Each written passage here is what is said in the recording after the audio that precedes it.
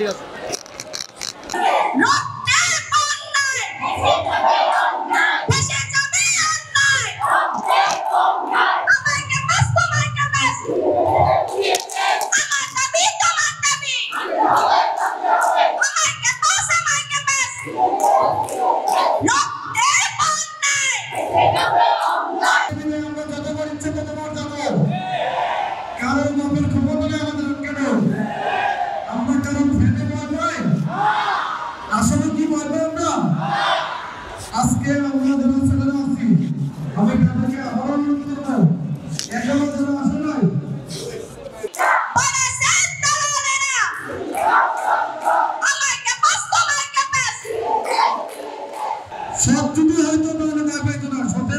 সব মানুষের সবসময় সকল পরিবেশ সব সামনে থেকে লিড করার চেষ্টা করে।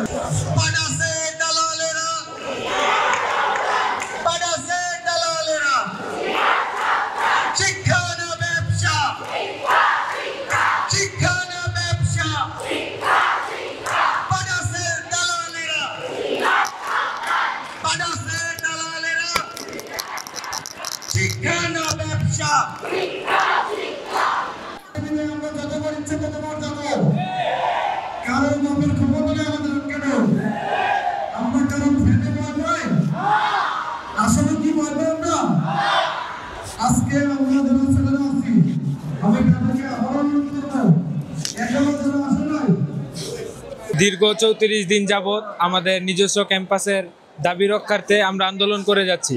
তারা আমাদের বারবার প্রত্যাশিত দিয়েছে, আশা দিয়েছে যে তারা আমাদের নির্দিষ্ট ক্যাম্পাস দিবে, কিন্তু এখনো পর্যন্ত তাদের প্রতারণার কারণে আমরা আমাদের ক্যাম্পাস পাইনি, যার কারণে আমরা দীর্ঘ 34 দিন অপেক্ষা করেছি। মানে আমরা কোনো ধরনের বিশৃঙ্খলা সৃষ্টি করিনি, আমরা আমাদের ক্যাম্পাস দাবির ক্ষেত্রে লড়াই সংগ্রাম করে গেছি, ভার্সিটিতে করে গেছি, কিন্তু এখনো তারা আমাদের কোনো কথা শুনছে না। শেষ পর্যন্ত আমরা আজকে টেকনিক্যাল মোড় ব্লক করতে বাধ্য হয়েছি। ইভেন আমাদেরকে এখন 1 ঘন্টা সময় দেওয়া হয়েছে, যদি 1 ঘন্টার ভিতরে আমাদের দাবি মানা না হয় আমরা পুনরায় টেকনিক্যাল ব্লক করব। প্রশাসনের ওরকম বলতে গেলে মানে প্রশাসনের কারোর সাথে এরকম কথা হয়নি, কিন্তু আমরা সবাইকে জানানোর চেষ্টা করছি। আর আমাদের আন্দোলনের কারণ হচ্ছে আমরা যখন এখানে সবাই ভর্তি হয়েছি তখন আমাদেরকে জানানো হয়েছে যে এটা হচ্ছে আমাদের পার্মানেন্ট ক্যাম্পাস। আমাদের যে লিফটের মধ্যে আমাদেরকে দেওয়া হয়েছিল এটা আমাদেরকে পার্মানেন্ট ক্যাম্পাস। গত 12 বছর থেকে 14 বছর যাবত ইউনিভার্সিটিটা চলতেছে, সবাইকে সেম তারা চলচ্চিত্রতা করে এরকম আমাদেরকে তারা আশা দিছে যে এটা আমাদের পার্মানেন্ট ক্যাম্পাস।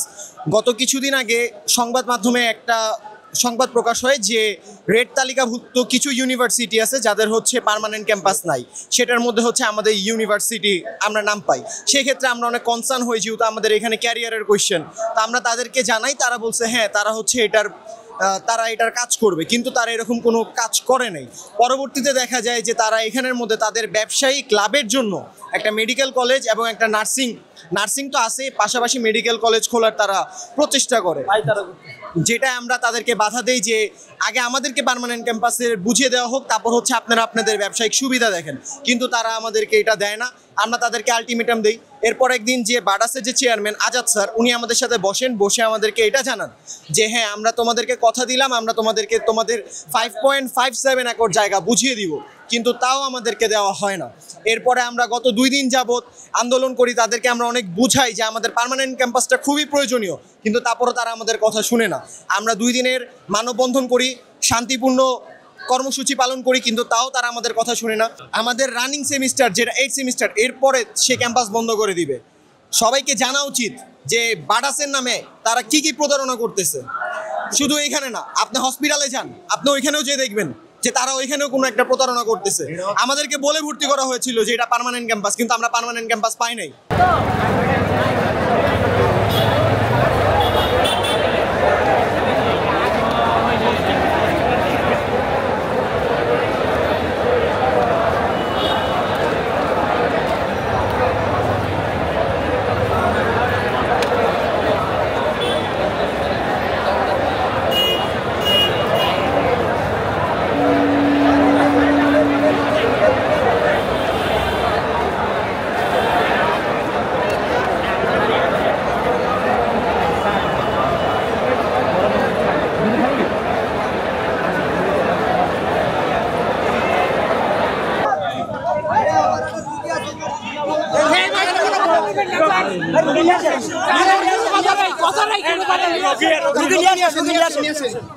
রোগী নিয়ে আসেন, রোগীদের জন্য 100%।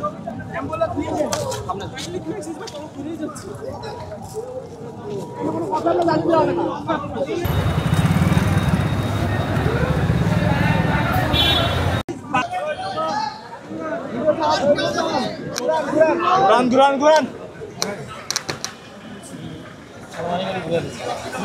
সেনাবাহিনী গাড়ি ঘুরে দিচ্ছে। আর্মির গাড়ি ইমার্জেন্সি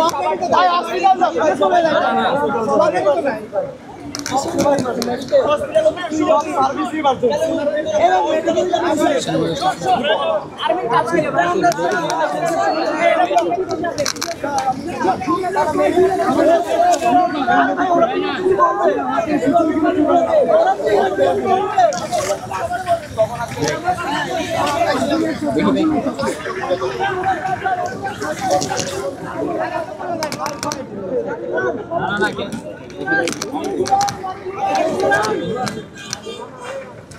ঘুরান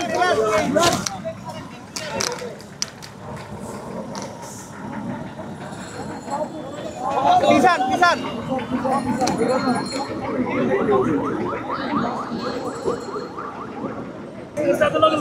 ঠিক আছে শালা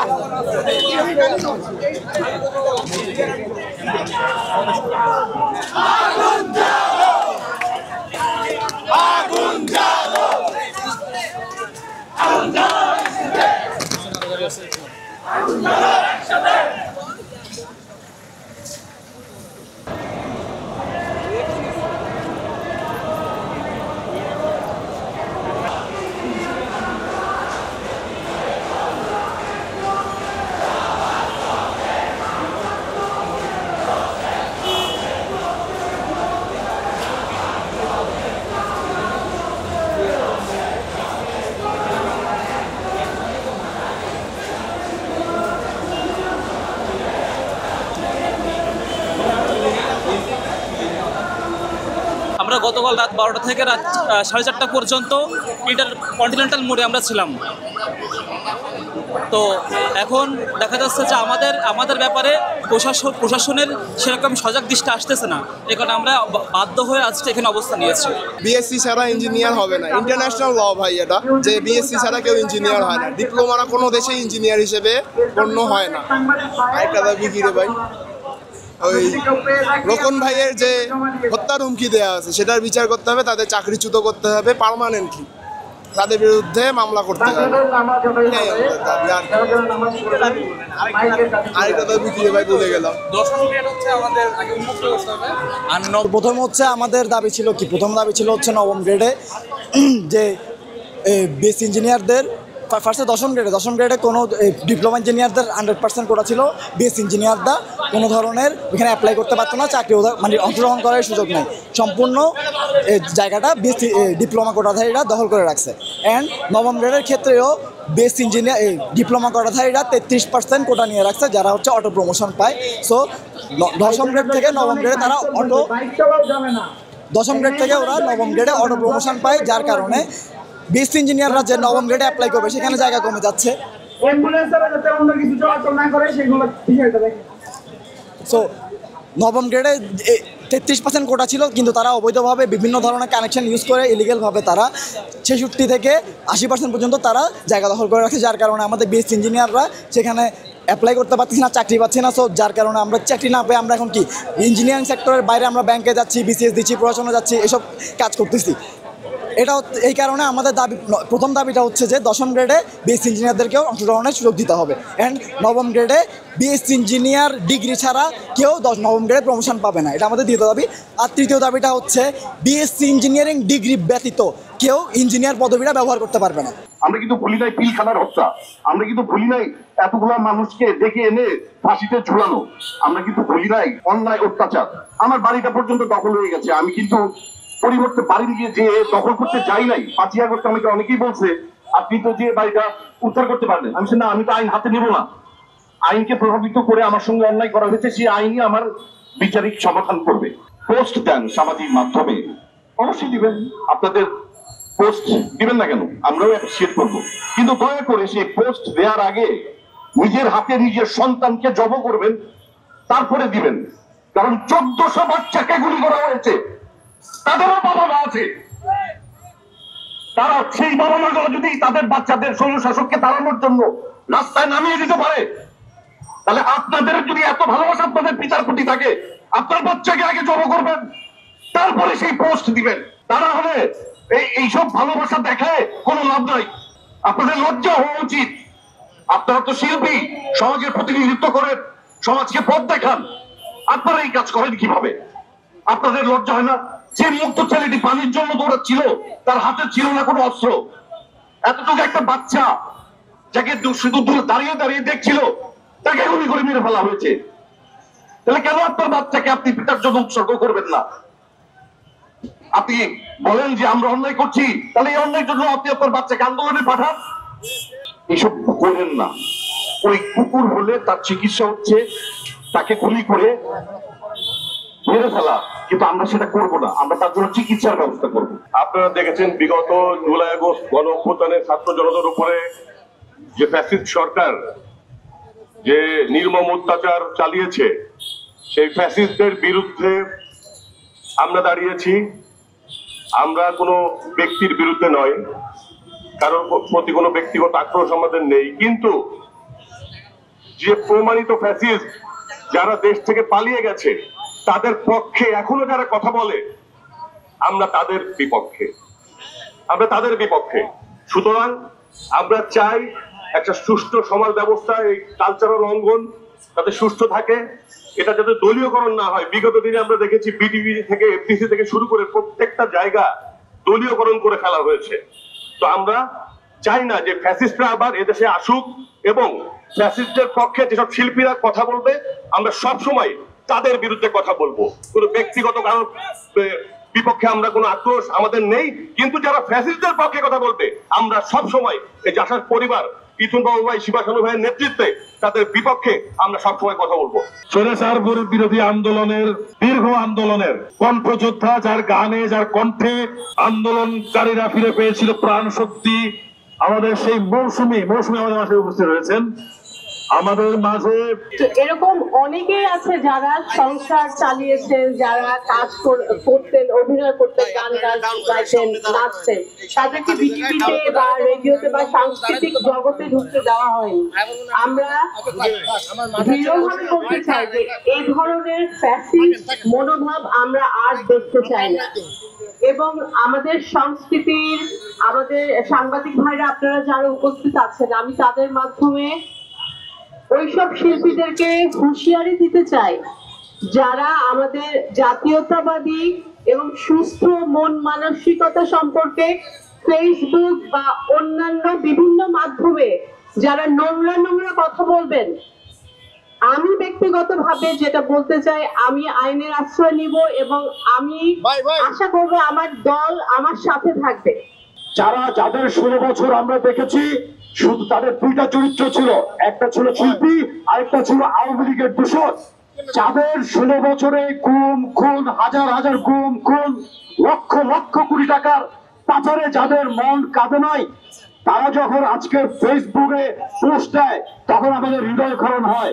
যখন আমাদের জুলাই আন্দোলনে, যখন আমাদের ছোট বাচ্চাদের, আমাদের যখন আপনার কি বলে রক্তে যখন রাজপথ ভেটেছিল, তখন তারা আওয়ামী লীগের সাথে আঘাত করেছে, এই গণহত্যাকারীর দূষণ হয়েছে, তখন আমি বলতে চাই শিল্পী হিসেবে তাদের কোনো বিচার নাই। কিন্তু শিল্পী সত্তার বাইরে তারা যে আওয়ামী লীগের দূষণ ছিল, সেক্ষেত্রে বাংলাদেশের যে গণহত্যা, যে আপনার কি বলে সাধারণ যে আইন, সে আইনে তাদের সর্বোচ্চ শাস্তি আমি আমাদের এই আজকের এই অনুষ্ঠান থেকে দাবি করছি। আরেকটা কথা বলতে চাই যে আপনারা গণহত্যার দূষণ, আপনাদের এই শিল্পী সত্তাকে আপনারা ধ্বংস করেছেন, আপনারা গণহত্যার দূষণ হিসেবে আপনাদের সর্বোচ্চ শাস্তি এই বাংলাদেশের মাটিতে হবে। ধন্যবাদ সবাইকে। আর আমি 18 জুলাই আপনার প্রজ্ঞাপন মিছিল থেকে অ্যারেস্ট হয়েছিল, আমার 2 আঙ্গুল ভেঙে ফেলা হয়েছে, আমার রক্ত ক্ষেত্রে ফেলা হয়েছে। আমাদের মতো হাজার তরুণ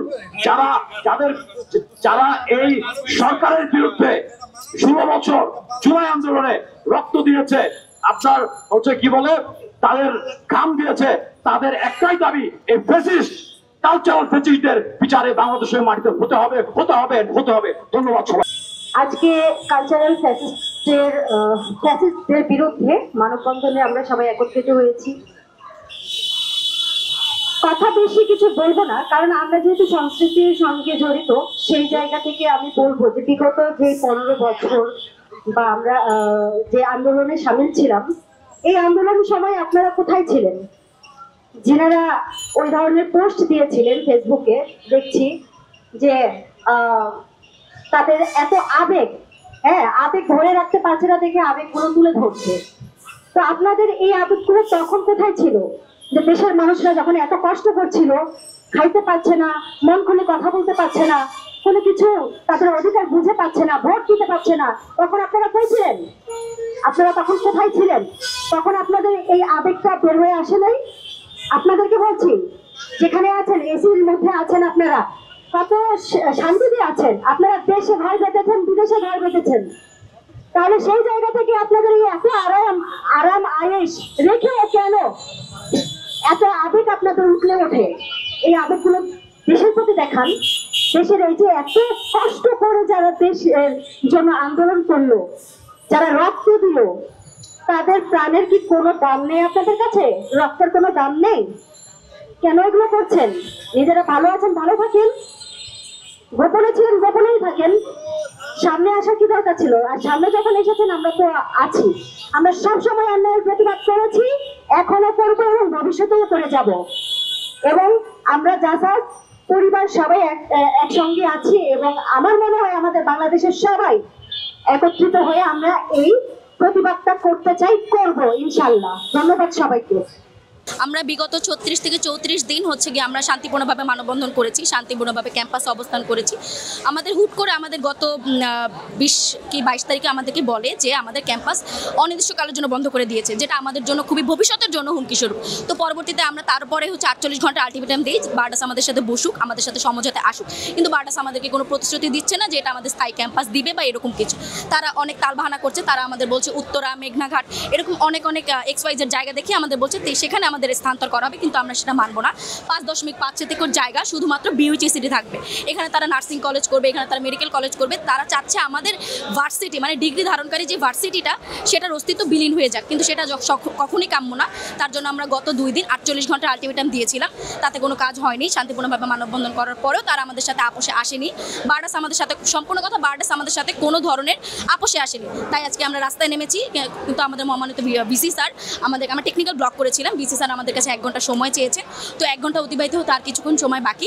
আমরা অবশ্যই আশাবাদী যে তিনি আমাদেরকে একটি পজিটিভ কিছু দিবেন, কিন্তু পজিটিভ কিছু না হওয়া পর্যন্ত আমরা ক্যাম্পাস এবং রাস্তা ছাড়ছি না। আমাদের নেক্সট ধাপ হবে আমরা লং মার্চ টু বারডাস করবো, আমরা আবার টেকনিক্যাল ব্লক করবো 1 ঘন্টার পরে। এখন দেখা যাক ইনশাল্লাহ আমাদের পজিটিভ আসে কিনা।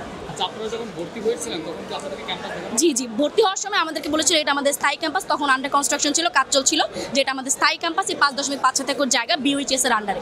যে তখন আমরা একদম যখন বললো যে অনির্দিষ্টকালের জন্য বন্ধ, তার মানে হচ্ছে গিয়ে আমাদের ক্লাস হবে না, আমাদের কোনো কিছু হবে না সম্পূর্ণ। এবার আমি সহ আমাদের যখন শিক্ষক আছে, আমাদের আরও ছোটো বোন ভাই বোনদের আছে, তাদের সকলেই আর কি এটা খুবই আবেগঘন একটা বিষয় যে এত বছর একটা ভার্সিটিতে হুট করে বন্ধ হয়ে যাবে, এটা তো কখনই আমরা চাবো না। আমরা তাদের সাথে অনেক সমঝোতায় এসেছি, তারা বলছে যে হ্যাঁ হবে। গত কিছুদিন আগে আমাদের লিখিত একটা দিয়েছিলেন যে এই জমি আমাদের, কিন্তু যখন আমরা এটা নিয়ে কাজ করতে গিয়েছি যে এই লিখিত জমি আমাদেরকে করে দেওয়ার জন্য, আমরা যখন বিভিন্ন কাজের জন্য গিয়েছি, তখন আমাদের বাধার সম্মুখীন যে এই জমি তোমাদের না, এই জমি কাগজে কলমে এখনো তোমাদের না। তাই আজকে আমরা এই জায়গায়। মূলত ভাই আজকে আমাদের যে আন্দোলন, সেটা একটা দফা, একটাই দাবি যে আমাদের স্থায়ী ক্যাম্পাস চাই। এই ক্যাম্পাস নিয়ে আমাদের সাথে অনেক প্রতারণা হয়েছে, ইতিমধ্যে হয়তো আপনারা জানতে পেরেছেন। আমরা অন্য কোথায় ক্যাম্পাস দিলে আমরা সেটা মানব না। এই 5.57 একর জমির উপর বিএইচএস, এখানেই আমরা বিএইচএস চাই, কারণ আমাদের শুরুটা এখানে, আমরা শেষটাও এখানে চাই, ভালোভাবে চাই। এই ছল চাতুরির মধ্যে আমরা থাকতে চাই না। সর্বশেষ এটাই হয়েছে যে আমাদের ভিসি মহোদয় তার কথার উপরে আমরা বিশ্বাস রেখে তাদেরকে 1 ঘন্টা আলটিমেটাম সময় দিয়েছি। বারডাস আমাদের সাথে যোগাযোগ করলে তারা যদি আমাদেরকে পজিটিভ রেজাল্ট দেয় তাহলে তো হলো, আর যদি না হয় তাহলে আমরা আবার রাস্তায় নামবো। কারণ আমরা শুরুতেই রাস্তায় নামি নাই ভাইয়া, আমাদের রাস্তায় তারা জোর করে নামিয়েছে, এক প্রকার বলতে গেলে দেয়ালে পিঠ থেকে গেছে। আপনার সন্তান বা আপনার বোন, আপনার ঘরের কেউ যদি এরকম একটা পরিস্থিতিতে পড়তো, তাহলে আপনি কি করতেন? অবশ্যই আপনারাও এরকম পদক্ষেপই নিতেন।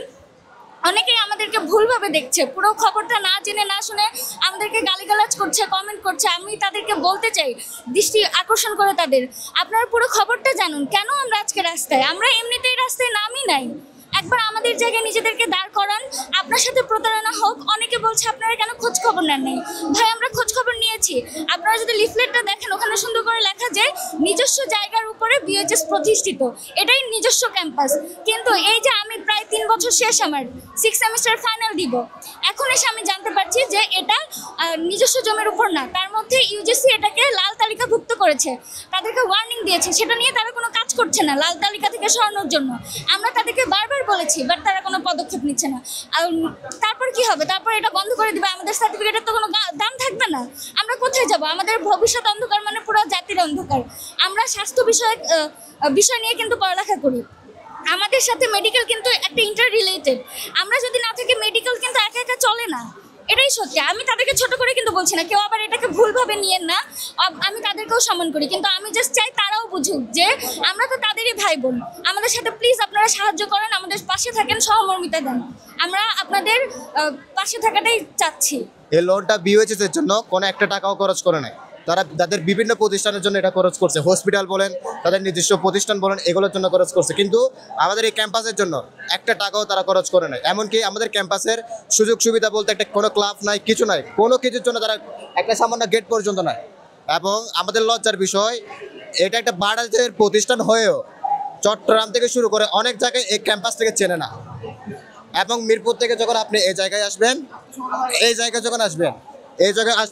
তখন আপনার ক্যাম্পাস, আপনার রিক্সাওয়ালারে বলতে হয় যে হসপিটাল যাবো মামা, এই ক্যাম্পাস আমি চিনি না। আমরা একজন প্রাইভেট ইউনিভার্সিটি স্টুডেন্ট, আমরা নিজেদের বাবার টাকা দিয়ে, কষ্টের টাকা উপার্জন করে ইউনিভার্সিটিতে পড়ি। ইউনিভার্সিটিতে পড়ার পরে যখন আমরা 6 সেমিস্টার 7 সেমিস্টার অথবা লাস্ট সেমিস্টারে আসে জানতে পারলাম ইউনিভার্সিটিতে আমরা রেড তালিকায় রয়েছি, তখন আমরা পরবর্তীতে যে চাকরির জন্য যাব বা আমরা অ্যাব্রোডে পড়াশোনা করতে যাব, আমরা তো পারবো না। তাহলে এতদিন যে আমরা ইউনিভার্সিটিতে পড়লাম, আমাদের সময়ের সাথে সাথে আমাদের যে টাকাগুলো গেল, এটা তো কেউ ফিরে দিতে পারবে না। আমরা যখন 1 মাস ধরে আমরা আন্দোলন চালাই যাচ্ছিলাম, ব্যাডাসের যিনি chairman national professor Azad sir, উনি আমাদেরকে 2 বার প্রতিশ্রুতি দিয়েছে, এমনকি লিখিত দেওয়ার পরেও আমরা কোনো আশাস্বরূপ রেজাল্ট পাইনি।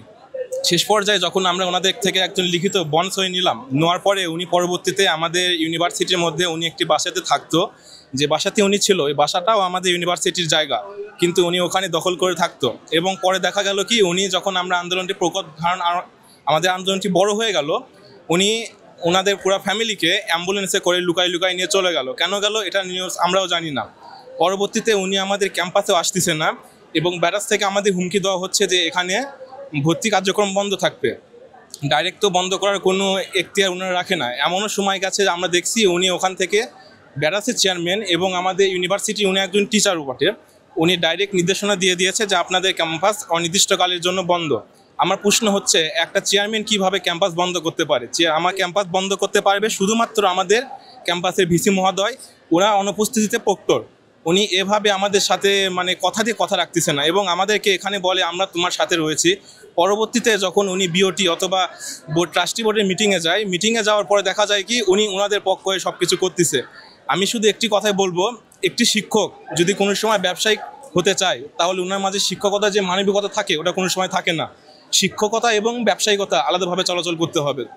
এবং জনগণের কাছে আমরা যে এখন খারাপ আকার ধারণ করতেছি, এটা দায়ী হচ্ছে এখন পর্যন্ত আমাদের শিক্ষক মহোদয় যারা ওনার সাথে মানে কি বলে একমত প্রকাশ করে। শিক্ষকরা যদি প্রথম থেকে আমাদের সাথে থাকতো এবং সম্পূর্ণ নিউজ যদি আমাদের জানাইতো তাহলে তো আমরা এখন এই রাস্তায় চলে আসতাম না, রাস্তায় নামতাম না।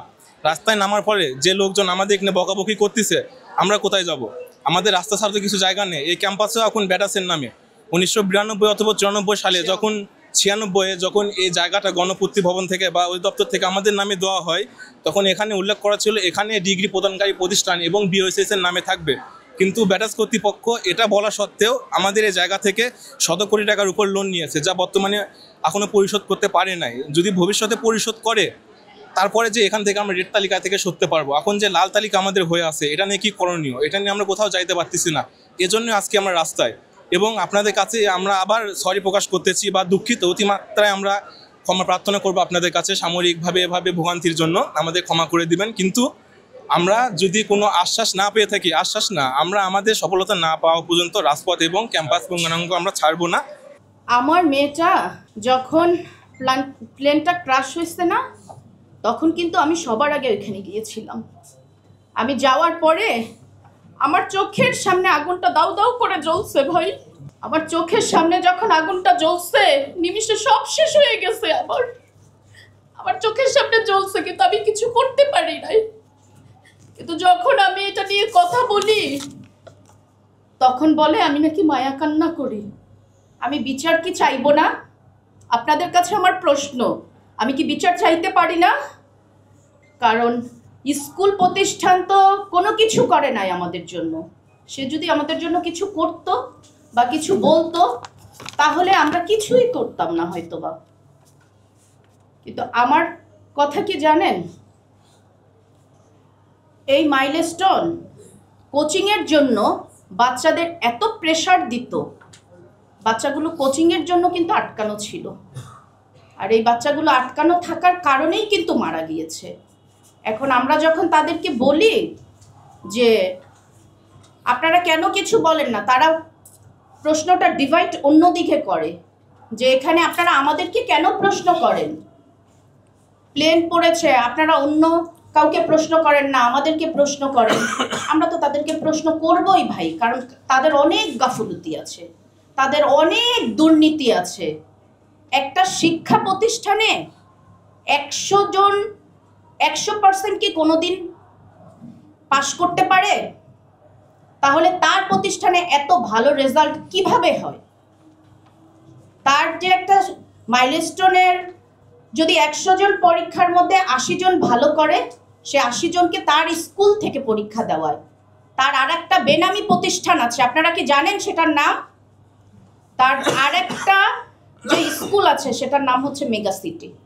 সে অন্য 20টা বাচ্চা ওই মেগা সিটিতে পাঠিয়ে দেয়, বড় অঙ্কের টাকা নিয়ে পরীক্ষা দেওয়ায়। সে তো দুর্নীতির আর কোনো কিছু ছাড়ে না, যত প্রকার দুর্নীতি তার মধ্যে। সাথে শুধু সে একা না, অনেক টিচাররাও আছে, সবাইকে নিয়ে সে দলীয়ভাবে এই কাজটা করে।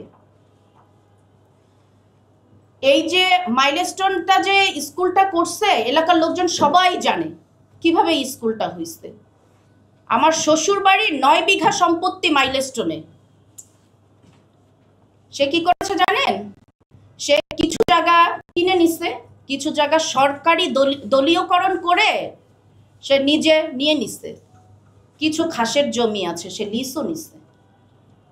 কিন্তু ভাই, আমার প্রশ্ন কি জানেন? সে বলে যে এটা নাকি একটা অলাভজনক প্রতিষ্ঠান। তাহলে এটা যদি অলাভজনক প্রতিষ্ঠান হয়, তার তো এরকম আরো অনেক জায়গা আছে। তার পুবাইলে 150 বিঘার উপর সম্পত্তি আছে। তার মাইলস্টোনের ছাড়াও 16 নম্বর সেক্টরে তার জমি আছে।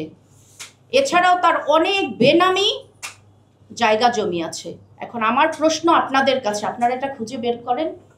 আমি এটা আপনাদের কাছে অনুরোধ করে গেলাম ভাই, আপনারা এই জিনিসগুলো খুঁজে বের করেন।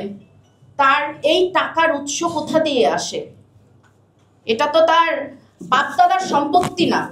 সম্পত্তি এটা তার পৈতৃক সম্পত্তি না।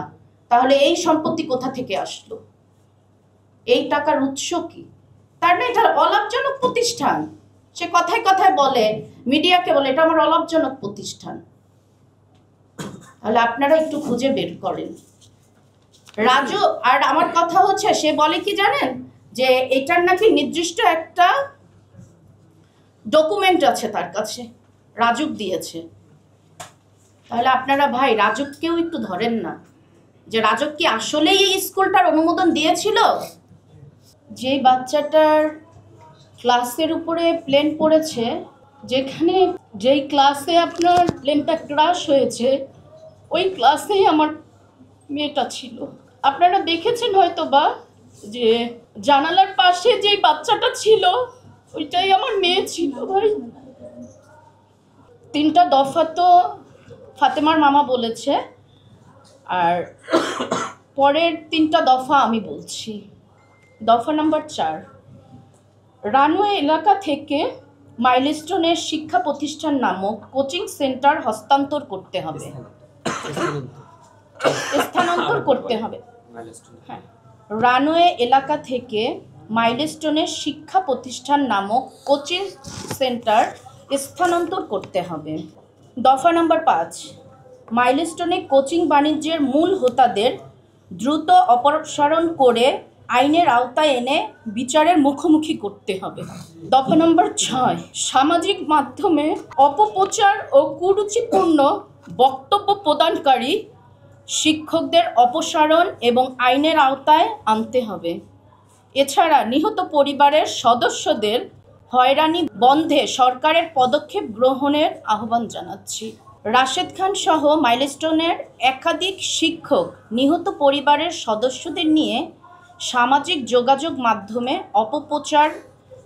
অপপ্রচার, কুরুচিপূর্ণ এবং মানহানিকর স্ট্যাটাস ও বক্তব্য দিয়েছে। শিক্ষক নামের কলঙ্ক, এসব ব্যক্তিদের অপসারণ করে আইনের আওতায় আনতে হবে। এছাড়া মাইলস্টোনের কর্তৃপক্ষ নানানভাবে নিহত পরিবারের সদস্যদের হয়রানি ও ভয়ভীতি প্রদর্শন করছে। এ বিষয়ে সরকারের কাছে কার্যকর পদক্ষেপ গ্রহণের দাবি জানাচ্ছি। এগুলোর আমরা যেই ব্যাখ্যাটা দিয়েছি, ব্যাখ্যা বলতে আসলে এটা ব্যাখ্যা না, আমরা যখন মিডিয়ার সামনে কথা বলেছি তখন এই টিচার বলেছে যে আমরা নাকি টাকার জন্য মায়া কান্না করি। ভাই, আপনাদের তো অধিকাংশ লোকেরই এখানে বাচ্চা আছে। আমার প্রশ্নটা আপনাদের কাছে, যখন আপনার চোখের সামনে আপনার বাচ্চাটা মারা যাবে তখন কি আপনি বিচারের জন্য কথা বলতে পারবেন না? সেই কথা বললে যদি বলে টাকার জন্য মায়া কান্না করি আমরা, আর একটা ছেলে যদি মারা যায় সে কি করবে? সে কি মায়া কান্না করবে, নাকি আমাদেরকে যেই কথা বলছে সে সেম কাজটাই করবে? শহীদ তানবীরের বাবা, আমার ছেলে 8ম শ্রেণীতে পড়তো, ইংলিশ ভার্সনে, কোড 1108 সেকশন এম্বার। আজকে এখানে আমরা সংবাদ সম্মেলন করতে এসেছি আমার ছেলের মৃত্যুর বিচারের দাবিতে। আমি প্রতিদিনের মতো 21শে জুলাই আমার 2 ছেলেকে নিয়ে আমি নিজে মাইলস্টোন স্কুলে ওদের পৌঁছে দিয়েছিলাম লেখাপড়া করার জন্য। যদিও ভাগ্যক্রমে আমার ছোট ছেলেকে আমি বাসায় ফিরিয়ে নিতে পেরেছিলাম, কিন্তু আমার বড় ছেলেকে আমি ফিরিয়ে নিতে পারিনি। আমি ফিরিয়ে দিতে পারিনি আমার বড় ছেলেকে ওর মায়ের বুকে। তানবীর সেদিন সবগুলো ক্লাস শেষ করে কোচিংয়ের জন্য বারান্দায় দাঁড়িয়ে অপেক্ষা করতেছিল। আর অপেক্ষা করতেছিল তানবীরের মা খাবার টেবিলে খাবার নিয়ে, কখন তার ছেলে আসবে। কি দোষ ছিল তানবীরের? কেন ওর ঘরে ফেরা হলো না?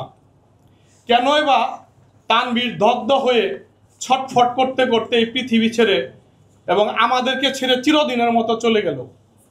এবং সেই সাথে তানবীরের বিদেশে যাওয়ার ডিগ্রি লাভের স্বপ্ন চিরদিনে শেষ হয়ে গেল। এই অকাল মৃত্যুর দায়ভার কার? সরকার, বিমান বাহিনী, নাকি মাইলস্টোন স্কুল অ্যান্ড কলেজের কোচিং বাণিজ্যের? সবাই গা বাঁচিয়ে যার যার মতো দিন যাপন করতেছে। এতগুলো নিষ্পাপ বাচ্চা মারা গেল যেন কিছুই হয়নি। তাহলে কি আমি আমার ছেলের বিচার পাবো না? এতগুলো বাচ্চা কোচিংয়ের জন্যে বলি হলো, আর সেই মাইলস্টোনের প্রতিষ্ঠাতা নুরুন নবী সাহেব স্কুল বাঁচাতে শিক্ষার্থীদের অভিভাবকদের আবারও বলির পাঠা বানানোর জন্য সাদা কাগজে সিগনেচার নিতে চেয়েছে। আমরা সকলে সিগনেচার দিতে অস্বীকৃতি জানালে উনি পরবর্তীতে যখন আমরা স্মারকলিপি দিতে যাই উনি দারোয়ান দিয়ে আমাদের গেটে আটকে দেয়। এই স্কুল ঢোকা আমাদের জন্য নিষিদ্ধ করে। আমাদের ছেলেমেয়েরা যেখানে আগুনে পুড়ে ছটফট করতে করতে শেষ নিঃশ্বাস ত্যাগ করেছে, আজ আপনি আমাদেরকে সেখানে ঢুকতে দেন না। আপনার কি হৃদয় বলতে কিছুই নেই? এতগুলো বাচ্চা মারা গেল, আপনি কি একটু কষ্ট হয় না? আপনি কি একটু কষ্ট পাননি? নাকি আপনিও কষ্ট পান? যে বাচ্চারা মারা গিয়েছে তাদের প্রতি মাসের টিউশন ফি এবং কোচিং বাণিজ্যের কমিশন সহ প্রতি মাসে 4 থেকে 5 লক্ষ টাকা এখন আর আপনার অ্যাকাউন্টে ঢুকবে না। আপনার মনে সেই কষ্ট। এই জন্যই সন্তান হারা বাবা মায়ের প্রতি আপনার এরূপ আচরণ, এতটা পাষাণ হৃদয়ের মানুষ হয়ে আপনি শিক্ষা প্রতিষ্ঠানের মতো শিক্ষা ব্যবসা খুলে বসেছেন। সেদিন ঘটনার দিন জলসে যাওয়া বাচ্চাদের হাসপাতালে নেওয়ার জন্য একটা গাড়িও আপনি বের করতে দেননি এবং স্কুলের ক্যান্টিনটাও আপনি বন্ধ করে দিয়েছেন যেন আগুনে ঝলসানো বাচ্চারা এক কোঠা পানিও না পায়। আসলে আমার মনে একটু সন্দেহ হচ্ছে যে আপনি কি মানুষ নাকি মানুষরূপী কষায়, যেখানে পৃথিবীর সমস্ত মানুষের চোখের পানিতে বুক ভেসে যাচ্ছে আর সেখানে মৃত শিক্ষার্থীর বাবা মায়ের আর্তনাদ আপনার মনে একটু জায়গা নেই। বিমান ধ্বংসলীলার প্রায় 1000 ডিগ্রি তাপমাত্রার আগুন নেভাতে ফায়ার সার্ভিসের যত ডানা পানি লেগেছে তার থেকে 1000 গুণ বেশি পানি ঝরেছে আহত ও নিহত বাবা মা এবং আত্মীয় স্বজনের চোখ থেকে। এ চোখের পানির কি কোনোই দাম নেই? আপনি যদি এই সন্তান হারা বাবা মায়ের পাশে না দাঁড়ান, দেখবেন আল্লাহ একদিন আপনার পাশে দাঁড়াবে না। আমরা যারা এখানে গার্ডিয়ান আছি, মিনিমাম 1 লক্ষ টাকা স্যালারি পাইয়াও একটা সংসার ঠিক মতো চলে না। একটা টিচার সর্বোচ্চ কত টাকা বেতন পায় এটা আপনাদের কাছে আমি জানতে চাই যে একটা টিচার সর্বোচ্চ কত টাকা স্যালারি পায়। এই স্যালারি পাইয়া সে কিভাবে একটা টিচার 2-3টা ফ্ল্যাটের মালিক হয়। আর আমরা এখানে 1 লক্ষ টাকা স্যালারি পাওয়ার পরেও আমরা ঠিক মতো সংসারটা চালাইতে পারি না। একে এই যে কজন টিচারের কথা বললো, প্রায় টিচারেরই 2-3টা করে ফ্ল্যাট আছে। তারা কিভাবে ফ্ল্যাটগুলো কিনে আমি একটু উদাহরণ দিই। এটা আমার ক্ষেত্রেও ঘটছে, আমি ওইদিনও বলছি সেটা আমার ক্ষেত্রেও ঘটছে। আমার ছেলে পি টেস্টে অল সাবজেক্টে তারা ফেল করায়। এই রাশেদ খান মেনন টিচার কলেজ শাখার অল সাবজেক্টে ফেল করানোর পরে 15 দিন পরে টেস্ট পরীক্ষা হয়। টেস্ট পরীক্ষায় সে অল সাবজেক্টে পাস করে। যখন পি টেস্টে ফেল করে তখন তারা অতিরিক্ত টাকা দাবি করে আমার কাছে। আমি না দেওয়াতে তারা ওই যে আরেকটা মেগাসিটি তাদেরই আরেকটা প্রতিষ্ঠান, ওইখান থেকে তারা ওইখানে টিসি দিয়ে ভর্তি করানোর পরে ওইখান থেকে অল সাবজেক্টে পাস করে। ইনশাআল্লাহ আমার ছেলে এবারও পাস করে বেরিয়ে চলে আসছে। এই যে তাদের বাণিজ্য, এই বাণিজ্যের টাকায় রাশেদ খান মেনন, রাশেদ খান মেনন উনি এই 2 লক্ষ 3 লক্ষ টাকা প্রতি বাচ্চার কাছ থেকে নিয়ে এই বাণিজ্যগুলা সে করে। এইবারের আগের বার 1700 বাচ্চা পরীক্ষা দিছে, 1700 বাচ্চায় পাস করছে। কিভাবে সম্ভব এটা? তাও 1700 A+। শুধু এই রাশেদ খান মেনন টাকা নিয়ে বান্ডেল নিয়ে সে কামারপাড়া যে ক্যান্ড, ওই ক্যান্ডে বসে থাকতো।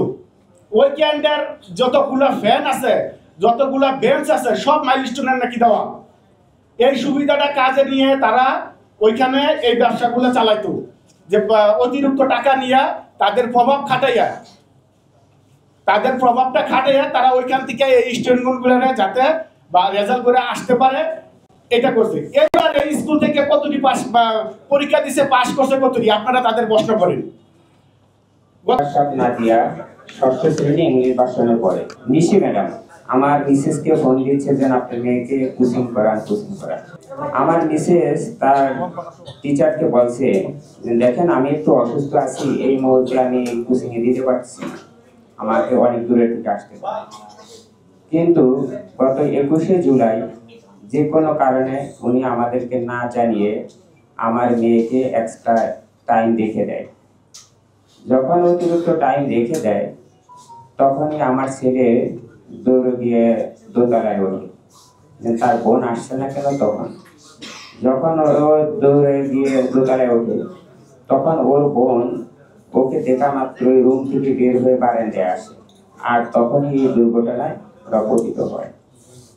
তো উনি মূলত ওই স্কুলটা কোচিং বাণিজ্যের জন্য, তো এই কোচিং এর টাকাটা কিন্তু একা ওই শিক্ষকই পায় না, এটা আমাদের কাছে অনেক রেকর্ড আছে।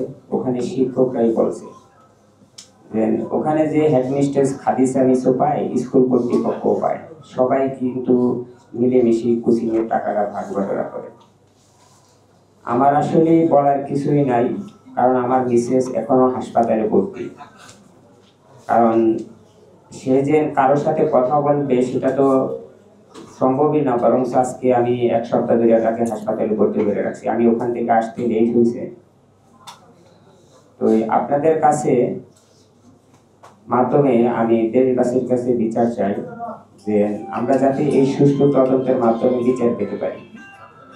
বিমান বাহিনী কর্তৃপক্ষ আমাদের সাথে যতটুকু যোগাযোগ করেছে, যতটুকু সান্ত্বনা দিয়েছে, কিন্তু মাইলস্টোন কর্তৃপক্ষ বিন্দু মাত্র সান্ত্বনা দেয়নি। মাইলস্টোন স্কুলে যেমন মেয়ের মিসের মতনও অনেকে আছে, অনেক বীর আছে, কিন্তু ওখানে শিক্ষক নামে অনেক কুলাঙ্গারও আছে। আপনারা দেশবাসী এবং বিদেশে অনেকেই দেখেছেন, ছোট্ট যে ছেলেটা পুরা শরীর নিয়ে দোতলা থেকে বের হয়ে ক্যান্টিনের কোণা পর্যন্ত আসছে, সেখানে একজন শিক্ষকের সামনে দিয়ে আসছে, মোশাররফ স্যার সম্ভবত উনি। আমরা তো ফুটেজ দেখে পরবর্তীতে ইনভেস্টিগেশন করতে পেরেছি। ওই শিক্ষকের সামনে দিয়ে যে ছেলেটা হেঁটে আসছে, সমস্ত পুরা শরীর নিয়ে 99% পুরা শরীর নিয়ে, কিন্তু সে পরবর্তীতে যে ক্যান্টিনে যাওয়ার যে বালির বস্তা ছিল সেখানে যে পরে গিয়েছে, সে কোথায় দোতলার কোথায় কোন পর্যন্ত আসছে, একটা লোকও তাকে ধরে নেই। ভাবলাম সবাই খারাপ, শিক্ষকরা তো ভালো, কেন মোশাররফ স্যার ধরে নেই? আমাদের ক্যাম্পাসে কি হচ্ছে এটা আপনারা দেখতে পাচ্ছেনই। আমাদের এখানে 5.57 একর জমি, 5-7 একর জমি, যেটা সম্পূর্ণ দাবি আমরা দাবি করছি যে এই সম্পূর্ণ জমিটা আমরা আমাদের নামে লিখে দিতে চাচ্ছি। কিন্তু এখানকার অথরিটি আমাদের সাথে 9-6 বাহানা করছে বারবার।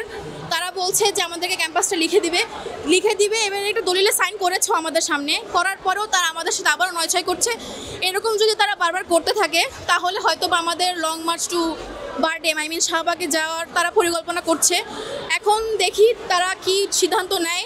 বাদার্সকে 1 ঘন্টা টাইম দেওয়া হয়েছে, তারা 1 ঘন্টার মধ্যেও কোনো সিদ্ধান্ত জানায় নাই।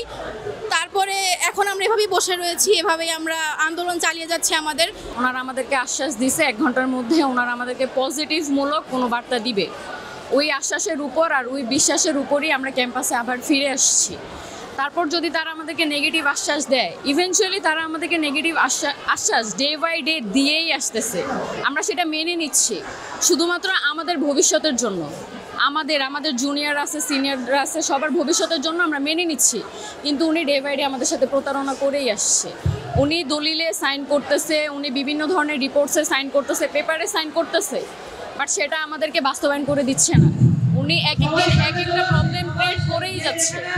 আমরা তো এটা প্রাপ্য না। আমাদের বাবা মা টাকা দিচ্ছে না, আমাদের ফিউচার আছে না, আমাদের ভবিষ্যৎ, আমাদের টাকা পয়সা সেগুলো কোথায় যাবে? আমাদের আগে যারা ব্যাচ বের হয়ে গেছে তাদের সার্টিফিকেটের কি কোনো ভ্যালু নাই? এখানে আমরা স্বপ্ন নিয়ে আসছি, আমাদের স্বপ্ন বাস্তবায়ন করতে হবে না? সেটা কি ওনার প্রতারণার মুখে পড়লে আমরা কখনো পারবো? কখনোই পারবো না। আমরা আমাদের দাবি নিয়ে রাস্তায় নামছি। বারাসকে সেই আমাদের প্রশ্নের উত্তর দিতে হবে যে আমাদেরকে কেন রাস্তায় নামতে হয়েছে। আমরা শিক্ষার্থী, আমরা কথা বলবো ক্যাম্পাসে, আমাদের জায়গাটা কি রাস্তায়? উনি আমাদেরকে রাস্তায় নিয়ে গেছে, ওনাকে রাস্তাতেই আমাদের এটার ফলাফল জানাই দিতে হবে। উনি বলছে 1 ঘন্টার মধ্যে জানাবে, কিন্তু এখন উনি কিছু জানায় নেই। যদি না জানায় আমরা 1 ঘন্টা পরে আবার রোড ব্লক করব, টেকনিক্যালি আমরা আবার যাব, লং মার্চ টু বারাস পর্যন্ত যাব, যত দূর পর্যন্ত যাইতে হয় আমরা যাব, শুধুমাত্র আমাদের ভবিষ্যতের জন্য, আমাদের স্থায়ী ক্যাম্পাসের জন্য। আমার অনেক স্বপ্ন নিয়ে আসছি এখানে, আমার বাচ্চাদেরকে আমি সাথে করে নিয়ে আসছি, এখানে পড়াশোনা করি। আমার হাজব্যান্ড হচ্ছে আমার স্বপ্ন পূরণের জন্য সে অনেক খোঁজ খবর নিয়ে এই ভার্সিটিতে আমাকে ভর্তি করে। আমরা জানতে পারি যেটা হচ্ছে আমাদের স্থায়ী ক্যাম্পাস আর হচ্ছে ইউজিসি স্বীকৃত, তো স্বাভাবিকভাবেই আমরা এখানে এই জন্য ভর্তি হয়েছি। আমাদের এমন না যেখানে আমরা সবাই হচ্ছে ওয়েলদি ফ্যামিলি থেকে আসছি, এখানে আমরা হচ্ছে কিছু আছে যারা নিজের পড়াশোনার খরচ নিজে বহন করে, তো তাদের ফিউচারটা কি? যদি এমন হয় যে আমাদের ক্যাম্পাসটা হঠাৎ করে বন্ধ হয়ে যায়, আমাদের সার্টিফিকেটের ভ্যালু কি থাকবে? আমি যে দুটো বাচ্চা নিয়ে এখানে আসতেছি, পড়াশোনা করতেছি, সেই পরিশ্রমটা আমার বিফলে যাবে। আমার এই বাচ্চাদেরকে নিয়ে আজকে আন্দোলন আসার তো কোনো কথা ছিল না। আমি প্রাইভেট ভার্সিটিতে আসছি, এখানে এসেও যদি আমার আন্দোলন করতে হয় তাহলে পাবলিক আর প্রাইভেটের মধ্যে পার্থক্যটা কোথায়? এখানে আমরা আমাদের টাকা দিয়ে, আমাদের অর্থ দিয়ে পড়াশোনা করতেছি, তারপরে কেন আমাদের তো ভোগান্তি করতে হচ্ছে? তারা আমাদেরকে একে তো হচ্ছে কোনো ফ্যাসিলিটিস দিচ্ছে না, সেগুলো আমরা মানায় চলতেছি। এরপরে যদি আমাদের জানতে হয় যে আমাদের ক্যাম্পাসটাই আমাদের না, তাহলে আমাদের এখানে তো কোনো কিছুই নাই। আমরা এখানে কিসের জন্য আসতেছি? মনে হচ্ছে আমরা ফুটা বালতিতে পানি ঢালতেছি, দিন শেষে আমাদের বালতি তো পূর্ণ আর হচ্ছে না, এই আর কি কথা। তো আমরা চাই সবার কাছে এটা জানাতে যে আমাদের সাথে অন্যায় করা হচ্ছে, প্রতারণা করা হচ্ছে। দেশের সবাই যারা আমাদেরকে দেখছে বা যা শুনছে তারা যেন আমাদের পাশে দাঁড়ায়। আমাদেরকে, আমরা যেহেতু আজকে রাস্তা ব্লক করছি, সবাই যেন আমাদেরকে ভুল না বুঝে। আমরা আমাদের ন্যায্য দাবির জন্য 2 মাস শান্তিপূর্ণ আন্দোলন করেছিলাম, তারা মানে নাই, যার কারণে আজকে হচ্ছে আমরা রাস্তায় নামতে বাধ্য হয়েছি। দর্শক, এই মুহূর্তে আমি দাঁড়িয়ে আছি শাহবাগ চত্বরে। আমার পিছনে দেখতে পাচ্ছেন বুয়েটের শিক্ষার্থীরা পুরো শাহবাগকে অবরোধ করে রেখেছেন। এতে করে ভোগান্তিতে পড়েছেন সাধারণ জনগণ। আমরা আজকে সাধারণ জনগণের সাথে কথা বলার চেষ্টা করব এবং জানার চেষ্টা করব তাদের এই আজকের অবরোধকে ঘিরে কি ধরনের অসুবিধা হচ্ছে, কি করতে চাচ্ছে সেটাই তো মেয়েরা বলে না।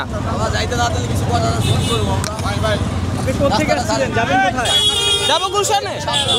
জি, আমার এখানে বারডেমে পেশেন্ট আছে, তো আমার জরুরিভাবে এখানে যাওয়ার দরকার ছিল।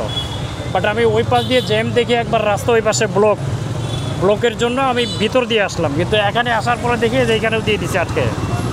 আমরা সাধারণ জনগণ যদি এরকম করে ভুগতে থাকি তাহলে তো মুশকিল। আপনারা আন্দোলন করবেন বা যা কিছু করবেন, এটা যে সময় বন্ধের দিন থাকবে সেই সময় করবেন। এই অফিসিয়াল এখানে এই পাশে বঙ্গবন্ধু হসপিটাল, এই পাশে বারডেম হসপিটাল, কত মানুষ এখানে পেশেন্ট নিয়ে যাচ্ছে।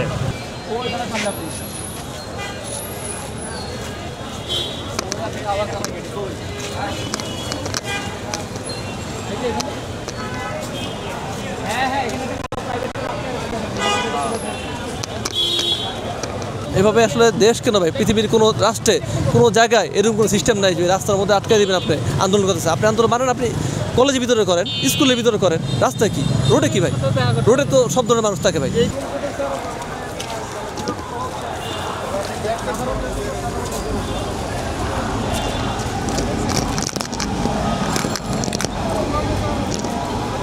দিন পরপর দেখা যায় যে মামুর বাড়ির আবদারের মোড়ের মতো রাস্তার মধ্যে আপনার যখন যার যে ইচ্ছা, মানে একটাই আছে যে আপনার শাহবাগের মোড়, এই চত্বর ছাড়া কোথাও আন্দোলন করা যায় না। শান্তিপূর্ণভাবে মানববন্ধন করেন আপনারা, একটা মানে যাতে জনদুর্ভোগটা যাতে না হয় সেই লক্ষ্যে আপনারা এই জিনিসটা চিন্তা করে কি কাজ করেন, তাহলে তো আমাদের কোনো সমস্যা হচ্ছে না। যে হসপিটাল আছে এখানে, আমরা যারা অফিস মেনটেন করি, আমাদের যাতায়াতের সমস্যা হচ্ছে। কিন্তু এখন দেখেন এই রাস্তাটা বন্ধ বিতে দেখেন অন্যান্য রোড অনেক ব্যস্ত হয়ে গেছে, যার কারণে পুরো সমস্ত রাস্তায় মোটামুটি বন্ধ। আপনারা দেখতে পাচ্ছেন বা সবাই জানেন, বা এখন যারা আছে চলাফেরা করতেছে সবাই তো বুঝতে পারতেছে এখন কিছু করার নেই ভাই। আমরা যে পরিস্থিতিতে আছে এটা মেনে নিতে হচ্ছে। হ্যাঁ, কিছুদিন পরপরই তো হচ্ছে, এটা তো দেখা যাচ্ছে না যে আজকে 3 দিন বা 5 দিন যাবত হচ্ছে, আমরা অন্যান্য বিকল্প রুট ব্যবহার করলাম, এটা আর হবে না। এটা প্রতিনিয়তই হচ্ছে, অন্তত পক্ষে দেখা যায় যে এই রাস্তাটা আমাদের অ্যাভয়েড করে চলতে হয়, এই আর কি, এরকম আর কিছুই না, এটা মেনে নিতে হচ্ছে। দুর্ভোগে বিশাল হয়েছে, 50টা বছর হয়ে গেছে।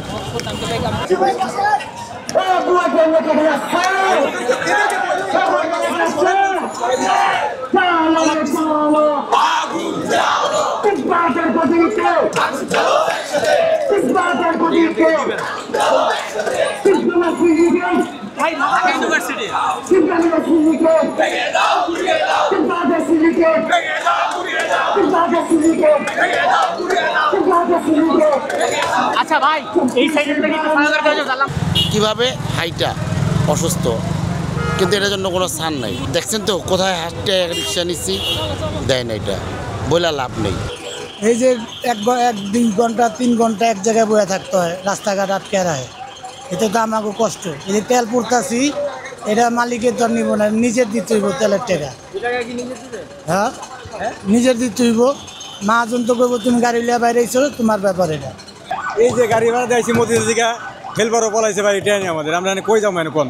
প্রশাসন যারা রক্ষা করবে এই সম্পদ, তারা নিজেরা চোরের চেয়ে মহাচোর হয়ে গেছে। এই রকম সিচুয়েশনে সেই ভোলাগঞ্জ এলাকায় পাথর নিয়ে যে গৌরব ছিল, সেই গৌরব ভুলণ্ঠিত হয়ে গেছে। সেক্ষেত্রে এটার একটি, এই পাথরগুলোকে যথাযথ সংরক্ষণ এলাকার কর্মসংস্থান, দুষ্কৃতিকারীদের শাস্তি, পর্যটন শিল্প যেভাবে গড়ে উঠেছে সেইটাকে আরও আকৃষ্ট করা, এইসব দাবিতে এই সংগঠনটি আজকের এই পদক্ষেপ নিয়েছে। আমি মনে করি এটি একটি জোরালো তদন্ত হওয়া প্রয়োজন এবং আমি আরও মনে করি যেহেতু প্রশাসনের কর্তা ব্যক্তিরা এই লুটপাটে জড়িত, প্রশাসন দিয়ে এই তদন্তটি যথাযথভাবে হবে বলে আমার কাছে মনে হচ্ছে না। স্থানীয় যে আর্মি যে ক্যাম্প আছে, এরিয়া কমান্ডার আছেন, আর্মির নেতৃত্বে, আর্মিরা আমরা পাই নাই এখনও গণমাধ্যমে এই লুটপাটে জড়িত। যেহেতু দেশকে সুন্দর করবার জন্য আর্মিরা ভূমিকা নিচ্ছেন, দুর্নীতি মূলোৎপাটনের জন্য ভূমিকা নিচ্ছেন, এখানেও আর্মির নেতৃত্বে একটি তদন্ত কমিটি করে প্রশাসনের কারা, রাজনীতিবিদদের কারা, এলাকার কারা, জনগণের মধ্যে কারা এই পাথর খেকো হয়েছে তাদেরকে খুঁজে বের করে দৃষ্টান্তমূলক শাস্তির আয়োজন করা উচিত। নতুবা এক শাস্তি হাজারো, এক শাস্তি অনেক দুর্নীতি রোধ করে ফেলবে, আর এক প্রশ্রয় অনেক দুর্নীতিকে উস্কিয়ে দিবে। পাথর খেকো হয়ে আমাদের এলাকার গৌরব যারা বিনষ্ট করেছেন তাদেরকে আইনের আওতায় আনা প্রয়োজন। আমি মনে করি যে এই সংগঠনটি একটি পদক্ষেপ নিয়েছে, তাদের এই পদক্ষেপ সফল হোক। বৈষম্য বিরোধী আন্দোলনে গুলিবর্ষণের ঘটনায় দায়ের করা হত্যা মামলার অন্যতম আসামি মুস্তাফিজুর রহমান টুটুলকে গ্রেফতার করেছে পুলিশের অপরাধ তদন্ত বিভাগ। তিনি সাবেক ঢাকা দক্ষিণ সিটি কর্পোরেশনের মেয়র ফজলে নূর তাপসের ঘনিষ্ঠ সহযোগী হিসেবেও পরিচিত। সোমবার দিবাগত রাত 2টার দিকে রাজধানীর বাড্ডা থানা এলাকা থেকে তাকে গ্রেফতার করা হয়। মঙ্গলবার এক সংবাদ বিজ্ঞপ্তিতে বিষয়টি গণমাধ্যমকে নিশ্চিত করেছেন সিআইডির বিশেষ পুলিশ সুপার জসিমউদ্দিন খান। তিনি জানান, ধানমন্ডি থানায় দায়ের করা একটি হত্যা মামলায় টুটুলকে গ্রেফতার করা হয়েছে।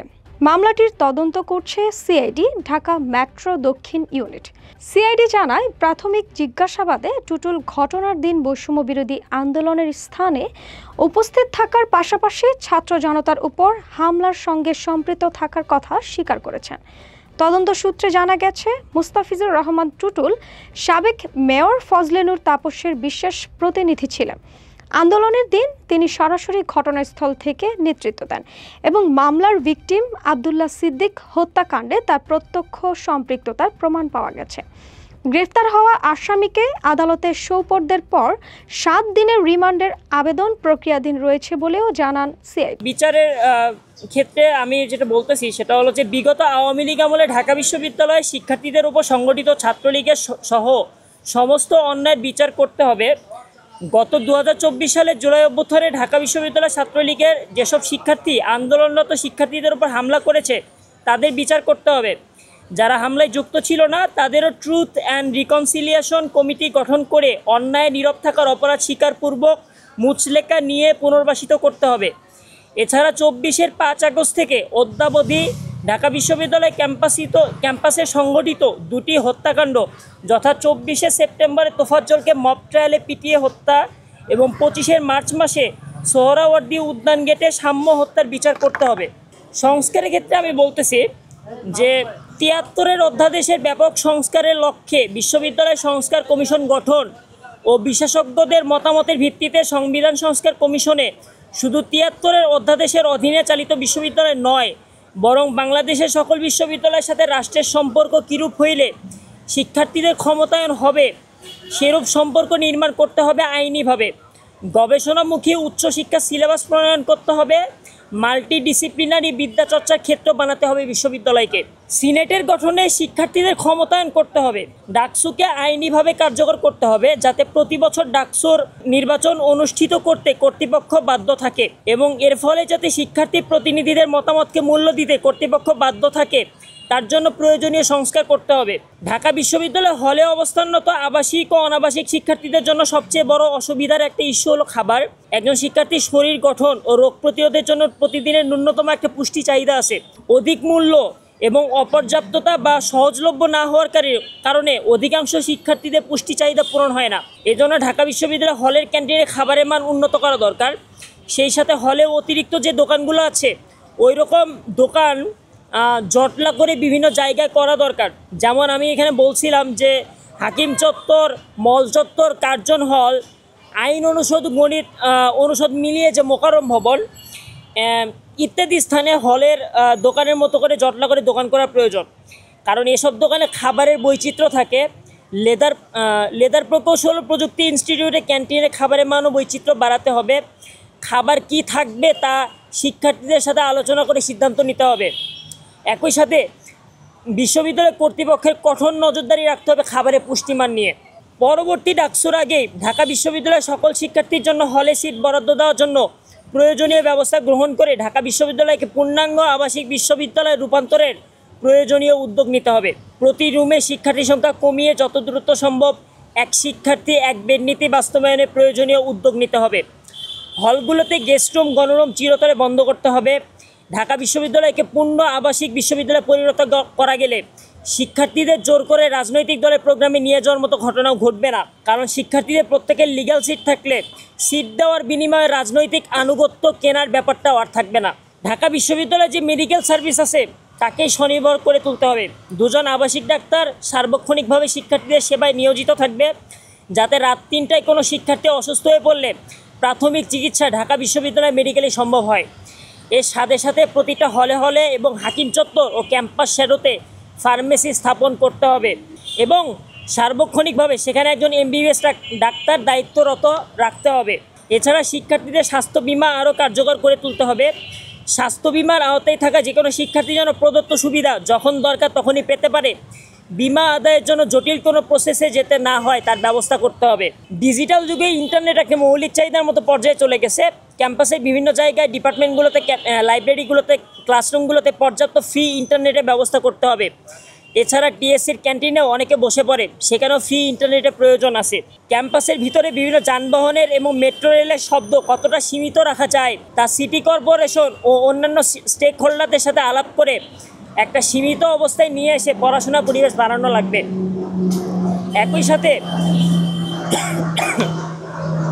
একই সাথে ক্যাম্পাসের নানান রাজনৈতিক, স্বেচ্ছাসেবী ও সাংস্কৃতিক সংগঠনের সাথে বসে তাদের নানা কর্মসূচি যাতে শিক্ষার্থীদের পড়াশোনায় ও নিদ্রায় ব্যাঘাত না ঘটায় তার জন্য প্রয়োজনীয় ব্যবস্থা নিতে হবে। কেন্দ্রীয় লাইব্রেরিতে সিট সংখ্যা বাড়াতে হবে। হলের রিডিং রুমের সিট সংখ্যা, কেন্দ্রীয় লাইব্রেরির সিট সংখ্যা এবং বিভিন্ন অনুষদ ও ইনস্টিটিউটের লাইব্রেরি সিট সংখ্যা মিলিয়ে শিক্ষার্থীদের মোট সংখ্যার সমান যাতে হয় তার ব্যবস্থা করতে হবে। নারী শিক্ষার্থীদের জন্য ক্যাম্পাস নিরাপদ করে তুলতে হবে। প্রয়োজনে সিটি কর্পোরেশন, রাজুক এবং ঢাকা বিশ্ববিদ্যালয় কর্তৃপক্ষের মধ্যে বৈঠকের মধ্য দিয়ে সাস্টেইনেবল যানবাহন ও গণমানুষের প্রবেশের নীতিমালা তৈরি করতে হবে। আমলাতান্ত্রিক জটিলতায় যাতে এই ইস্যু হারিয়ে না যায় তার ব্যবস্থা করতে হবে। যতদিন পর্যন্ত ঢাকা বিশ্ববিদ্যালয় পূর্ণ আবাসিক বিশ্ববিদ্যালয়ে পরিণত না হচ্ছে ততদিন পর্যন্ত বিভিন্ন একাডেমিক বিল্ডিংয়ে অনাবাসিক শিক্ষার্থীদের জন্য কমন রুম ও রেস্টরুমের ব্যবস্থা করতে হবে। তারা সেখানে গোসল ও বিশ্রাম নিতে পারবেন। অনাবাসিক শিক্ষার্থীরা কোথাও বিশ্রাম নেওয়ার জায়গা পান না বলে হয়তো TSCতে টেবিলের উপর মাথা দিয়ে ন্যাপ নেন অথবা হলে থাকা কোনো শিক্ষার্থীর রুমে গিয়ে বিশ্রাম নেন। এতে উভয়ে বিব্রতকর পরিস্থিতিতে পড়েন। এছাড়া আমি নির্বাচিত হলে এই নির্বাচনে প্রতিদ্বন্দ্বিতায় থাকা সকল প্রার্থীদের ইশতেহার সংগ্রহ করে আলাপ আলোচনা করে শিক্ষার্থীদের মতামতের ভিত্তিতে আর যা যা বাস্তবায়ন করা সম্ভব তার সব কিছুই আমি বাস্তবায়নের জন্য প্রশাসনকে বাধ্য করতে চাই। এবং এছাড়া আমি বর্তমান পরিস্থিতি নিয়ে যেটা বলতে চাই যে অনেক প্রার্থী এখনও মানে আচরণবিধি লঙ্ঘন করতেছেন, এটা আমরা দেখতেছি আর কি। তো এই ব্যাপারে প্রশাসনকে বলতে চাই যে প্রশাসন যদি কার্যকর ভূমিকা নেয় সেটা আমাদের জন্য ভালো হবে আর কি। লন্ডনে বিএনপির ভারপ্রাপ্ত চেয়ারম্যান তারেক রহমানের সাথে সৌজন্য সাক্ষাৎ করেন দলের স্থায়ী কমিটির সদস্য ডক্টর খন্দকার মোশাররফ হোসেন। স্থানীয় সময় সোমবার সন্ধ্যায় অনুষ্ঠিত এই বৈঠকে উপস্থিত ছিলেন ডক্টর খন্দকার মোশাররফ হোসেনের পুত্র এবং বিএনপির নির্বাহী কমিটির সদস্য ডক্টর খন্দকার মারুফ হোসেন। বৈঠকের বিষয়টি বিএনপি মিডিয়া সেলের সদস্য সাইরুল কবির খান নিশ্চিত করেছেন। একই সঙ্গে বৈঠকের একটি ছবি সামাজিক যোগাযোগ মাধ্যম ফেসবুকে শেয়ার করেছেন ডক্টর খন্দকার মারুফ হোসেন। তিনি এই মুহূর্তকে জীবনের সেরা মুহূর্ত হিসেবে বর্ণনা করেছেন। ডক্টর খন্দকার মারুফ হোসেন পোস্টে লিখেছেন, আজ লন্ডন সময় সন্ধ্যায় বিএনপির ভারপ্রাপ্ত চেয়ারম্যান জনাব তারেক রহমানের সাথে সৌজন্য সাক্ষাৎ করেন বিএনপির জাতীয় স্থায়ী কমিটির সদস্য ডক্টর খন্দকার মোশাররফ হোসেন ও বিএনপির জাতীয় নির্বাহী কমিটির সদস্য ডক্টর খন্দকার মারুফ হোসেন, যা চিরকাল মনে রাখার মতো জীবনের সেরা মুহূর্ত।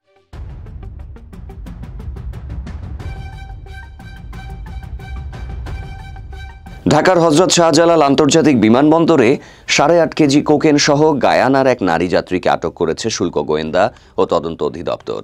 আটক যাত্রীর নাম MS কারেন পেতুলা স্টাফেল। উদ্ধার করা কোকেনের আনুমানিক বাজার মূল্য প্রায় 130 কোটি টাকা। ঘটনাটি ঘটেছে গত রোববার গভীর রাতে।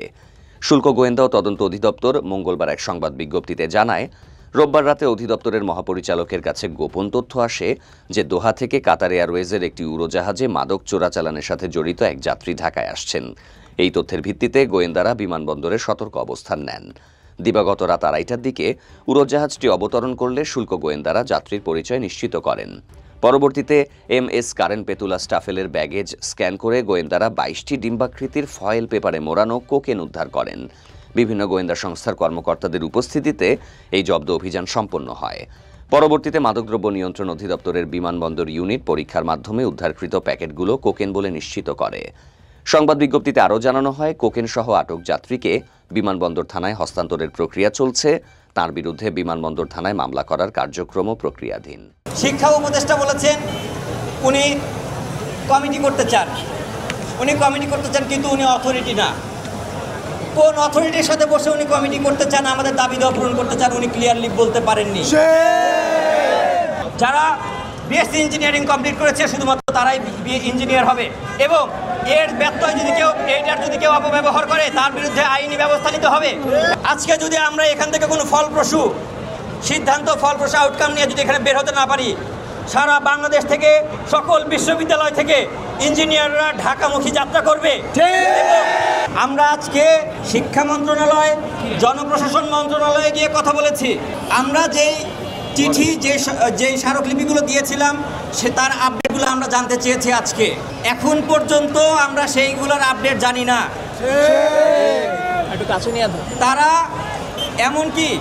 এমনকি তারা যেটা পেয়েছে তার রিকগনিশনটা পর্যন্ত তারা বলতে পারছে না যে এটা তাদের কোন প্রসেসে তারা পেয়েছে কিনা। এইখানে জনপ্রশাসন মন্ত্রণালয় থেকে আমরা এখন পর্যন্ত কোনো ক্লিয়ার তাদের কোন প্রসেসে তারা জিনিসটাকে আগাবে, তারা এই সমস্যাগুলোর সমাধান কিভাবে করবে, এই নিয়ে তাদের কোনো মাথা ব্যথা নেই এবং তারা এই জিনিসগুলো সম্পর্কে ক্লিয়ার না। এরপরে আমরা শিক্ষা মন্ত্রণালয়ের সচিবের সাথে কথা বলেছি। উনি বলেছেন উনি মাত্র 4 দিন হলো ওনার পদে নিয়োগপ্রাপ্ত হয়েছেন, উনি সময় চান। আমরা বলেছি, আমরা আমাদের যে রিসিভ কপিগুলো ছিল সেগুলো দেখিয়েছি। প্রায় 2.5 থেকে 3 মাস হয়ে যাচ্ছে, কোনো আপডেটস নাই প্রতিষ্ঠানগুলো থেকে। আমাদের দাবি দেওয়া নিয়ে আমরা শান্তিপূর্ণভাবে এতদিন কাজ করেছি।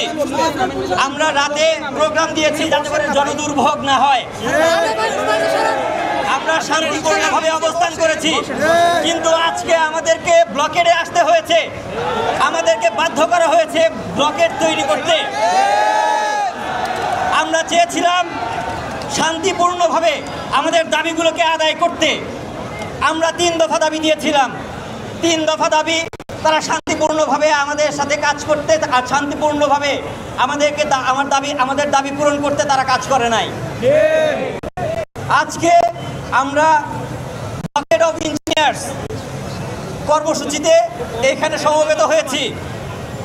এইখানে আজকে আমরা মন্ত্রণালয়ে শিক্ষা উপদেষ্টার সাথেও কথা বলেছি। শিক্ষা উপদেষ্টা বলেছেন উনি কমিটি করতে চান, কিন্তু উনি অথরিটি না। কোন অথরিটির সাথে বসে উনি কমিটি করতে চান, আমাদের দাবি দেওয়া পূরণ করতে চান, উনি ক্লিয়ারলি বলতে পারেননি। আমরা দাবি জানিয়ে এসেছি, কিন্তু আপনারা জানেন গতকাল রংপুর নেস্কোতে আমাদের ভাই রোকন 317 বুয়েট তাকে হত্যার হুমকি, জবাই করে হত্যার হুমকি হয়েছে। তার অপরাধ কি? তার অপরাধ হচ্ছে আমরা যেই স্মারকলিপি, প্রতিবাদ লিপি, চিঠি জমা দিতে চাই সেইটা উনি জমা নিয়েছেন এবং চিফ ইঞ্জিনিয়ারকে জমা দিয়েছেন। এটা হচ্ছে তার অপরাধ। স্মারকলিপি জমা নেওয়ার জন্য যদি কাউকে হত্যার হুমকি দেওয়া যায়, তাহলে এই বাংলাদেশের ইন্টারিম গভর্নমেন্টের স্বরাষ্ট্র উপদেষ্টারা কি করে? এখন পর্যন্ত গ্রেপ্তার হয়নি, হুমকিদাতারা এখনো গ্রেপ্তার হয়নি। এইখানে 20 জন 25 জন করে গিয়ে তারা মব সৃষ্টি করে ইঞ্জিনিয়ারদেরকে হত্যার হুমকি দেওয়া, চাকরি থেকে সরিয়ে যেতে দীর্ঘ অনেক দিন হলো আমরা এটা লক্ষ্য করছি। আমাদের কাছে অনেক ইনফরমেশন আছে, এগুলো আমরা দেখে আসছি। আমরা এই জিনিসগুলো আর মানব না। আমাদের 3 দফা দাবি ছিল। আপনারা 3 দফা নিয়ে আমরা অনেক দিন বয়ান দিয়েছি। 3 দফা আমাদের কার্যকর হয়। 3 দফাটা আপনাদেরকে একটু মনে করিয়ে দিতে চাই। আমাদের প্রথম দফা দাবি ছিল সহকারী প্রকৌশলী পদে কেবলমাত্র পরীক্ষার মাধ্যমে নিয়োগ দিতে হবে এবং ন্যূনতম যোগ্যতা হতে হবে বিএসসি ইঞ্জিনিয়ার। আমাদের 2 নম্বর দাবিটি ছিল 10ম উপসহকারী প্রকৌশলী, সেখানে শুধুমাত্র ডিপ্লোমাধারীরাই প্রতিযোগিতায় অংশগ্রহণ করতে পারে, কিন্তু কোনো হায়ার এডুকেশনাল কোয়ালিফিকেশনের কেউ সেখানে অংশগ্রহণ করতে পারে না, প্রতিযোগিতা করার সুযোগ পায় না। আমরা চেয়েছি এই নিষেধাজ্ঞাকে তুলে দিতে এবং হায়ার এডুকেশনের সকলেই সেখানে করতে পারে, প্রতিযোগিতা করতে পারে, তার সুযোগ চেয়েছিলাম 2 নম্বর দাবিতে। 3 নম্বর দাবিতে আমরা চেয়েছিলাম আমাদের যারা বিএসসি ইঞ্জিনিয়ারিং কমপ্লিট করেছে শুধুমাত্র তারাই ইঞ্জিনিয়ার হবে এবং এর ব্যত্যয় যদি কেউ অপব্যবহার করে তার বিরুদ্ধে আইনি ব্যবস্থা নিতে হবে। এই 3 দফা দাবি আমাদের ছিল। 3 দফা দাবি তো আমাদের হয়নি। এখন আমাদের 2 দফা। 2 দফা কি?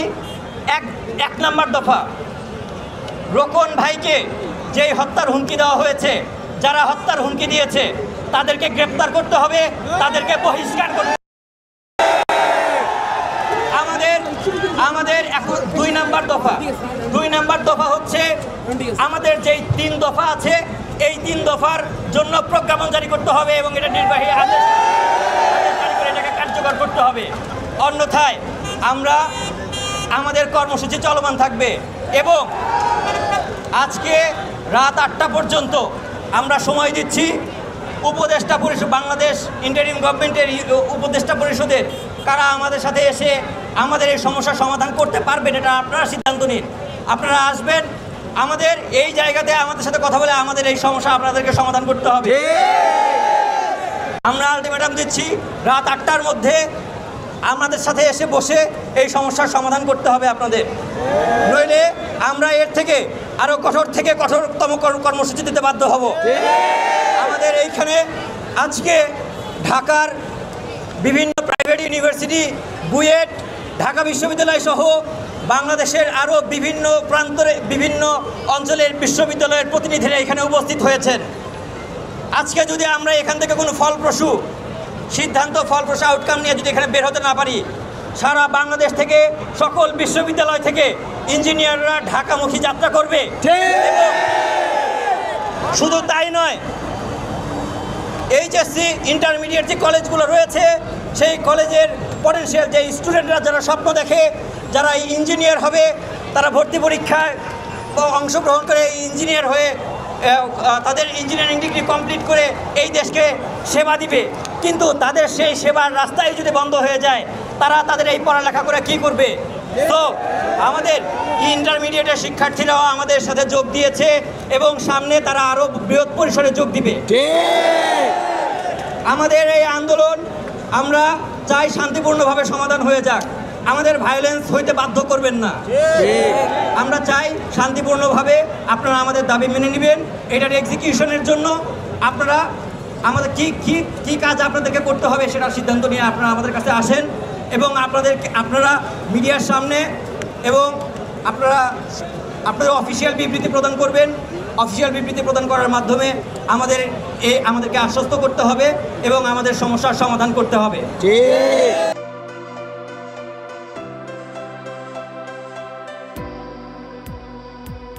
10 জনে নিউক্যাসলের বিপক্ষে 2 গোলে এগিয়ে থেকে যখন লিভারপুলের জয় প্রায় নিশ্চিত, তখনই ম্যাচে নাটকীয় মোড়। শেষ মুহূর্তে 2 গোল করে সমতায় ফেরে স্বাগতিক নিউক্যাসল। তবে যোগ করা সময়ের একেবারে শেষ দিকে ১৬ বছর বয়সী ফরওয়ার্ড রিও এনগুমোয়ার গোলে লিভারপুলকে এনে দেয় রোমাঞ্চকর জয়। সোমবার রাতে নিউক্যাসলের মাঠে অনুষ্ঠিত এই ইংলিশ প্রিমিয়ার লিগের ম্যাচে লিভারপুল জয় পেয়েছে ৩-২ গোলে। ম্যাচের ৩৫ মিনিটে হঠাৎ করেই এগিয়ে যায় লিভারপুল। বক্সের বাইরে থেকে চমৎকার এক শটে গোল করেন নিউক্যাসলের ডাচ মিডফিল্ডার রায়ান গ্র্যাভেনবার্চ। এর কিছুক্ষণ পরই বড় ধাক্কা খায় স্বাগতিকরা। উইঙ্গার অ্যান্থনি গর্ডন লাল কার্ড দেখে মাঠ ছাড়লে ১০ জনের দলে পরিণত হয় নিউক্যাসল। বিরতির পর খেলা শুরু হতে না হতেই লিভারপুলের হয়ে হুগো একিটিকে গোল করে ব্যবধান দ্বিগুণ করেন। তখন মনে হচ্ছিল লাল কার্ডের কারণে নিউক্যাসলের আর ফিরে আসার কোনো সম্ভাবনা নেই। কিন্তু হাল ছাড়েনি স্বাগতিকরা। ৫৭ মিনিটে ব্রুনো গিমারেসের গোলে ব্যবধান কমায় নিউক্যাসল। এরপর ৮৮ মিনিটে উইলিয়াম ওসুলার গোলে সমতায় ফেরে তারা। ম্যাচ তখন পুরোপুরি পাল্টে গেছে। নিউক্যাসল সমর্থকরাও আশা করছিলেন অন্তত ১ পয়েন্টের, কিন্তু যোগ করা সময়ের ১০ মিনিটে লিভারপুল পেল জয়সূচক গোল। প্রিমিয়ার লিগে অভিষিক্ত ১৬ বছর বয়সী রিও এনগুমোয়া গোল করে লিভারপুলকে জেতালেন ৩-২ ব্যবধানে। তার এই গোলে ম্যাচের ভাগ্য নির্ধারণ হয়। এই গোলের মাধ্যমে এনগুমোয়া ইতিহাস গড়লেন। লিভারপুলের ইতিহাসের সর্বকনিষ্ঠ গোলদাতা। প্রিমিয়ার লিগের ১৬ বছর বয়সে জয়সূচক গোল করা দ্বিতীয় ফুটবলার তিনি। এর আগে ২০০২ সালে এভারটনের হয়ে আর্সেনালের বিপক্ষে এমন কীর্তি গড়েছিলেন ওয়েন রুনি। এনগুমোয়া গোল করেছেন ৬০ বছর ৩৬১ দিন বয়সে, রুনির চেয়ে মাত্র ১ দিন বেশি। এছাড়া প্রিমিয়ার লিগে এটি চতুর্থ সর্বকনিষ্ঠ গোলের রেকর্ড। এ নিয়ে টানা ১৭ ম্যাচে লিভারপুলকে হারাতে ব্যর্থ হল নিউক্যাসল।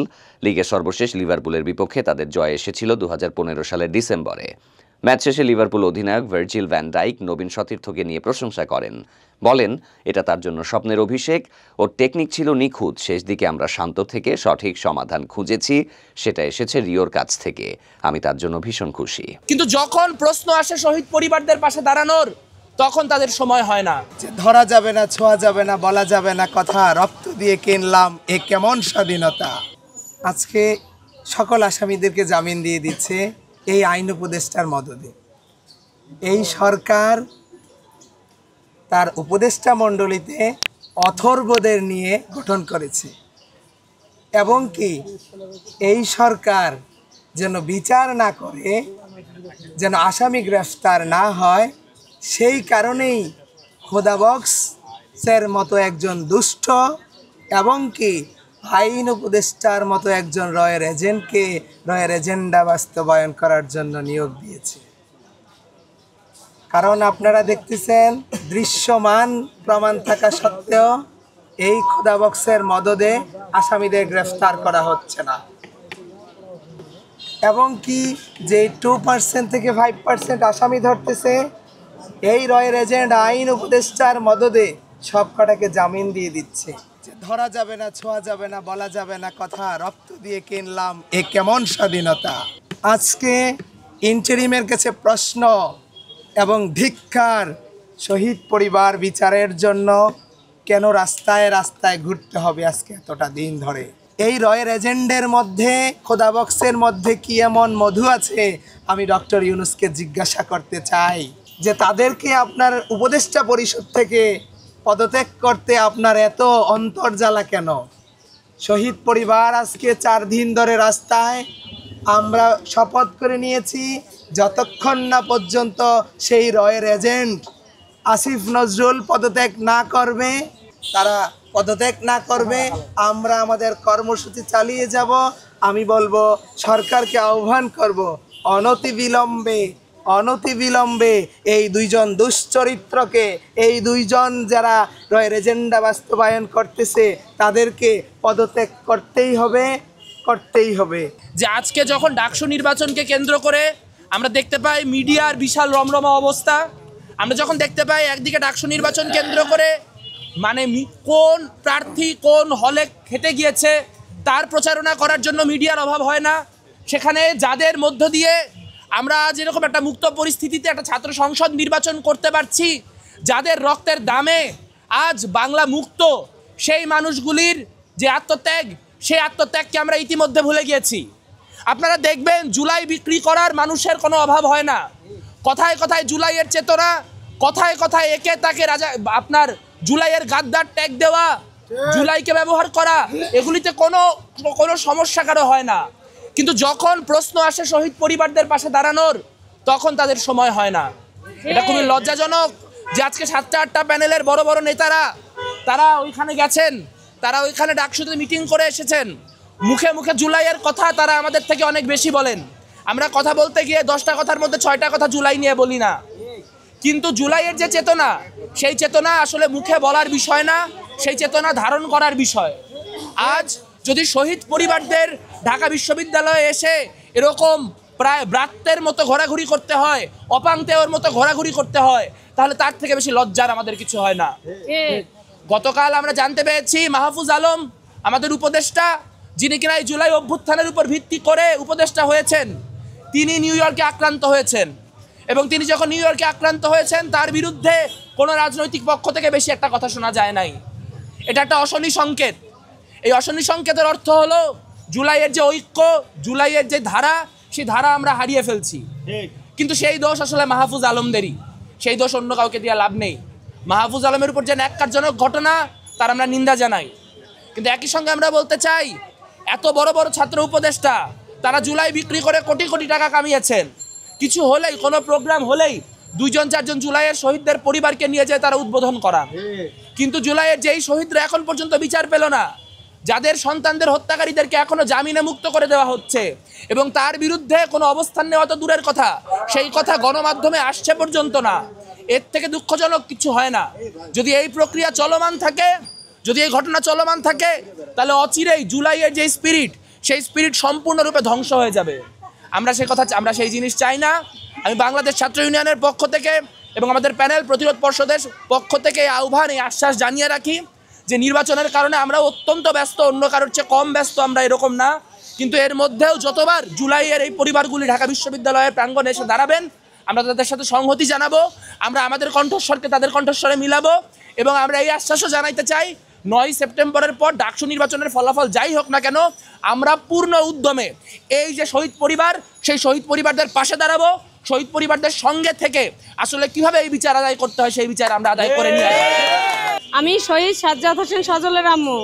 আমার ছেলেকে আশুলিয়া থানার সামনে আমার ছেলে সহ 6 জনকে পুড়িয়ে মেরেছে ভ্যান গাড়িতে, লাশ স্তূপ করে। আমার ছেলেদের হাতে লাঠি আছে, দেখেন তো, একটা পতাকা আছে, কোনো অস্ত্র আছে আমাদের ছেলেদের হাতে? তাহলে এই ছেলেদেরকে এইভাবে যে হত্যা করলো, তার বিচার কি বাংলাদেশে নেই? আমার সন্তানরা তো নিঃস্বার্থে সুন্দর একটা দেশ গড়তে জীবনটা দিয়ে গেছে। তারা বলে গেছে যে আম্মু, আমি যদি শহীদ হই, 1000 সন্তান তোমার পাশে দাঁড়াবে। তা 1000 সন্তান আমি আশা করছি আজকে ঢাকা বিশ্ববিদ্যালয়ে এসে যে আমি তাদের সঙ্গ পেয়েছি। আমি ধন্যবাদ দিই তাদেরকে যে তারা আমাদের সঙ্গ দিয়েছে। তা আমার সন্তানদের রক্ত কখনো বৃথা যেতে পারে না। আমরা শহীদ পরিবার আজকে রাস্তায় নেমেছি শুধু বিচারের দাবিতে। কেন আমাদের বিচার চাইতে হবে? আমাদের পক্ষ থেকে এতগুলো রাজনৈতিক দল নির্বাচনের জন্য ব্যস্ত হয়ে গেছে, তারা কি পারতো না যে আমাদের পক্ষ হয়ে রাস্তায় নামতে? আমরা কেন রাস্তায় নামবো? তা আমাদের ছেলেদের পক্ষ হয়তো তারাই রাস্তায় নামার কথা, যেহেতু তারা রাজনৈতিক দল গঠন করেছে, যেহেতু তারা রাজনীতি করবে। আমরা তো রাজনীতি করতে চাই নাই, আমাদের সন্তানরা তো রাজনীতি করে নাই। আমার সন্তান ছিল সাধারণ শিক্ষার্থী। তাহলে সাধারণ শিক্ষার্থী তো সুন্দর একটা দেশ গড়তে, এই বাংলাদেশকে সুন্দর করে গড়ে তোলার জন্যই তো, সুন্দর ভবিষ্যৎ উজ্জ্বল করার জন্যই তো, আগামী প্রজন্ম যেন সুন্দরভাবে চলতে পারে, এজন্যই তো জীবন দিয়ে গেছে। তার প্রতিদান হিসেবে আমরা কি পাইতেছি? আজকে আমরা রাস্তায় রাস্তায় ঘুরতেছি কেন বাবা? আমার সন্তানরা কি এটা চেয়েছিল? আমার সন্তানরা তো জীবন দিয়ে গেছে সুন্দর দেশ গড়ার জন্য। সেই দেশ না গড়তে সবাই নির্বাচন নিয়ে ব্যস্ত হয়ে গেছে। আজকে শহীদদের বিচারের কোনো নাম নেই। আজকে শহীদদের আসামি ছেড়ে দেওয়া হচ্ছে। আজকে শহীদদের নামে কোনো কিছু করাই হচ্ছে না। আজকে শহীদদের রাষ্ট্রীয় কোনো স্বীকৃতি দেওয়া হচ্ছে না। আজ পর্যন্ত ডক্টর ইউনূস স্যার কোনো শহীদ পরিবারে বসে একটা মিটিং করতে পারলো না। আজ পর্যন্ত শহীদ পরিবারকে নিয়ে ডক্টর ইউনূস স্যার রাষ্ট্রীয়ভাবে স্বীকৃতি দিতে পারলো না। আমার সন্তানরা কি স্বীকৃতিটাও পাবে না? তার আগেই যে সবাই নির্বাচন করে ব্যস্ত হয়েছেন। আরে বাবা, তারা শহীদ পরিবারের সাথে আসো। আমরা তো নির্বাচন দিতে না করি নাই যে বাংলাদেশে নির্বাচন দরকার, নির্বাচন লাগবে, ঠিক আছে, কিন্তু তার আগে তো আমাদের সন্তানদের হত্যার বিচার আগে করতে হবে। তাহলে আজকে যদি আমার সন্তানদের বিচার না করে আজকে যদি নির্বাচনে যাও, কাল তো ঠিক হাসিনার মতোই সবাই এক পদবি নিয়ে দেশ ছেড়ে পালানোর জন্য প্রস্তুত থাকতে হবে। তাহলে আমাদের সন্তানদের জীবন দিয়ে লাভ কি? আগামী প্রজন্ম যদি এরকম জীবন দেয় তাহলে কি লাভ? এই শহীদদের জীবন দিয়ে কোনো লাভ আছে? আজকে আমাদের সন্তানদের নিয়ে ডক্টর ইউনূস স্যার রাষ্ট্রীয় স্বীকৃতিটা পর্যন্ত দিতে পারলো না। কোনো একটা শহীদের কবরও ঠিক মতো করতে পারলো না। আজকে আমাদের শহীদদের কবর মাটিতে পড়ে রয়েছে, তারা পাকাকরণের কাজ পর্যন্ত করতে পারলো না, শহীদের বাবা মার পাশে দাঁড়াতে পারলো না। এই যে বাবা মার চোখের পানি, আমরা যে কেঁদে কেঁদে রাস্তায় একটা বছর পার হয়ে গেল, চোখের পানির মূল্য তো কেউ আজ পর্যন্ত দিতে পারলো না। কারণ আমাদের সন্তানদের যেভাবে হত্যা করেছে, আমি একজন মা, সেই মা সেই লাশ দেখেছে, পায়ে শুধু হাড় ছিল, মাংস ছিল না পায়ে। আমার ছেলে 5 ফুট 8 ইঞ্চি লম্বা ছিল, কিন্তু লাশটা যেসব পেয়েছি আমি অর্ধ বডি লাশ পেয়েছি। তাহলে কেন আমার সন্তান কি অপরাধ করেছিল? ওরা তো ন্যায্য দাবি নিয়ে রাস্তায় নেমেছিল, শুধু একটা পতাকা আর একটা লাঠি নিয়ে। সেই লাঠি আর পতাকার কাছেই তো স্বৈরাচার সরকার হেরে গেছে। আমাদের সন্তানদের কাছে তো কোনো অস্ত্র ছিল না, সব সন্তানরা ছিল নিরস্ত্র। সেই নিরস্ত্র সন্তানের উপরে যত আওয়ামী লীগ, পুলিশ লীগ, সেনাবাহিনী, বিজেপি যত গুলি ছুড়েছে, আমাদের সন্তানরা বুক পেতে দিয়েছে মরার জন্য। কিন্তু আর সেই শহীদরা যে জীবন দিয়ে গেল, জীবন দেওয়ার পরবর্তীতে সে কি পেল? আজ পর্যন্ত রাষ্ট্রীয় স্বীকৃতিটা আমার সন্তানরা পেল না। ডক্টর ইউনূস স্যারকে নিয়ে আমরা একটা প্রোগ্রাম করার আয়োজন করেছিলাম, সেখানে কোনো উপদেষ্টা উপস্থিত হয় নাই। তাহলে আমরা রাস্তায় রাস্তায় ঘুরতে থাকবো। এই শহীদ বাবা মা কয়জন সুস্থ আছে? মানসিকভাবে সবাই ভেঙে পড়েছে, সবাই অসুস্থ। সেই অসুস্থ বাবা মার খবর নেওয়া বাদ দিয়ে আজকে আমাদেরকে রাস্তায় নামাইছে তারা। এটাই আমাদের প্রতিদান দিয়ে গেছে আমাদের সন্তানরা। কি এটাই আমাদের সন্তানদের শহীদদের প্রতিদান? ডক্টর ইউনূস স্যারকে আমাদের এভাবে দিবে? আজকে ঢাকা বিশ্ববিদ্যালয়ের মাঠে এসে আমাদের বিচার চাইতে হয়, আজকে মাঠে মাঠে ঘুরতে হয়, সচিবালয়ের সামনে গিয়ে শহীদ বাবা মা পুলিশের লাঠিচার্জ খেতে হয়। এটাই কি আমাদের প্রাপ্য ছিল? কেন ডক্টর ইউনূস স্যার কি পারতো না? কয়টা শহীদ পরিবার, কয়টা শহীদ পরিবার বাংলাদেশের যারা দেশ সুন্দর করে গড়ে দেওয়ার জন্য জীবন দিয়ে গেল, আজকে সবাই মুক্ত। আজকে কোথায় বিএনপি? তারা তো আমাদের ছেলেদের জন্য আজকে মুক্ত হয়ে গেছে। কই আমাদের পাশে তো কেউ এসে দাঁড়ালো না। আজকে কোথায় এনসিপি, যাদের ডাকে আমাদের সন্তানরা জীবন দিয়ে গেল, তাদের দরজায় গিয়ে আমরা দাঁড়ালাম, কিন্তু তারা কই? সন্তান হিসেবে তো আমার পাশে থাকলো না। আজকে জামাত কই, যারা বলেছিল কিছুদিন আগে আমাদের 2-1টা প্রোগ্রামে ডেকে ডেকে যে তাদের হত্যাকারীদের, শহীদদের হত্যাকারীদের বিচার করবে, তারা আজকে কোথায়? আজকে আমাদের সাধারণ শিক্ষার্থীদের কাছে কেন বিচার চাইতে হচ্ছে? তাহলে এতগুলো রাজনীতির দল, তাহলে দেশটাকে যে সুন্দরভাবে যে গড়ার জন্য তারা নির্বাচন করবে, তারা দেশ গড়বে কিভাবে? সামান্য কয়টা শহীদ পরিবারের পাশে দাঁড়াতে পারে না, তারা কিভাবে নির্বাচন করে দেশ গড়বে? তাহলে এতগুলো জনগণের পাশে তারা কিভাবে থাকবে? সামান্য কয়টা শহীদ পরিবারকে নিয়ে তারা কথা বলতে পারে না, সামান্য কয়টা শহীদ পরিবারদের নিয়ে তারা ডেকে একটা মিটিং করতে পারে না, সামান্য কয়টা শহীদ পরিবার খাইলো না খেলো, কারো কারো একমাত্র কর্মক্ষম লোকটা চলে গেছে, ভাতের অভাব, কাপড়ের অভাব, কই সে পরিবারগুলো তো খোঁজ নিল না? কই আমাদের সন্তানদের পাশে? আমাদের সন্তানরা যে মারা গেছে, আমরা তো ভেবেছিলাম, আমার সন্তানই নিজে বলে গেছিল, আম্মু তুমি আমার চিন্তা করো না, আমি যদি মারা যাই আম্মু 1000 সন্তান তোমার পাশে দাঁড়াবে। কই সে তারা তো সেই সন্তানরা, সেই সরকার আজ পর্যন্ত তো আমাদের সন্তানদের কবরের পাশে গিয়ে বললো না যে ভাই আমি তোমার পাশে আছি, তোমার মা বাবার পাশে আছি। কই কবরটা জিয়ারত করার পর্যন্ত লোক তো আমরা পেলাম না। আমার সন্তানরা কি এতই নিকৃষ্ট হয়ে গেছিল যে তাদের দেশের জন্য জীবন দিয়ে তাদের যেভাবে বিকৃত করে দেওয়া হয়েছে লাশগুলোকে, তাদের চেহারা পর্যন্ত আমাদের বাবা মাকে দেখতে দেয় নাই। তাহলে এই জন্য কি জীবন দিয়ে গেছিল? সামান্য শহীদ পরিবার খোঁজ নেওয়ার জন্য ডক্টর ইউনূস স্যার পারেন না। তারা কিরকম সরকার হয়েছে আমাদের সন্তানের রক্তের উপর দিয়ে? তারা কিভাবে সরকার হলো? সামান্য 800, 900, 1000 পরিবারের খোঁজ রাখতে পারে না বাংলাদেশে। তাহলে 20 কোটি জনতার তারা নিরাপত্তা দিবে কিভাবে?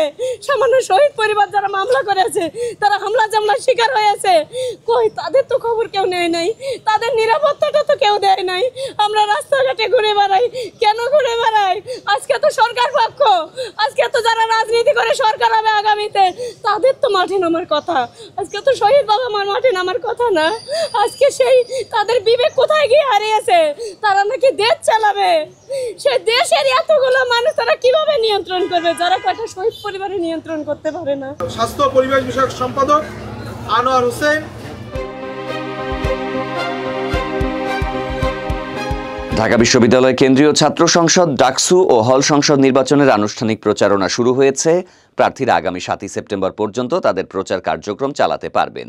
নির্বাচন কমিশন সূত্রে জানা গেছে, ডাকসু ও হল সংসদ নির্বাচনের প্রার্থীরা নির্বাচনী আচরণবিধি মেনে ক্যাম্পাসে এবং আবাসিক হলগুলোতে রাত 11টা পর্যন্ত ব্যক্তি বা সাংগঠনিক পরিচয়ে প্রচারণা চালাতে পারবেন। তবে প্রচারণার এই নির্ধারিত সময়কালে কোনো ধরনের সামাজিক, আর্থিক বা সেবামূলক কর্মকাণ্ড পরিচালনা করা যাবে না। এছাড়া এই দিনগুলোতে প্রার্থীদের পক্ষ থেকে ক্যাম্পাসে বা হলে কোনো মজলিস মাহফিল আয়োজন করা অথবা ধর্মীয় প্রতিষ্ঠানে প্রচারণা চালানো যাবে না। নির্বাচন কমিশনের মতে এগুলো সুস্পষ্টভাবে নির্বাচনী আচরণবিধি লঙ্ঘন এবং নির্বাচন আচরণ বিধিমালা ধারা 17 অনুযায়ী শাস্তিযোগ্য অপরাধ হিসেবে বিবেচিত হবে। বিশেষ করে ছাত্রী হলগুলোতে প্রার্থীরা প্রতিদিন সকাল 10টা থেকে রাত 10টা পর্যন্ত নির্বাচনী প্রচার চালাতে পারবেন।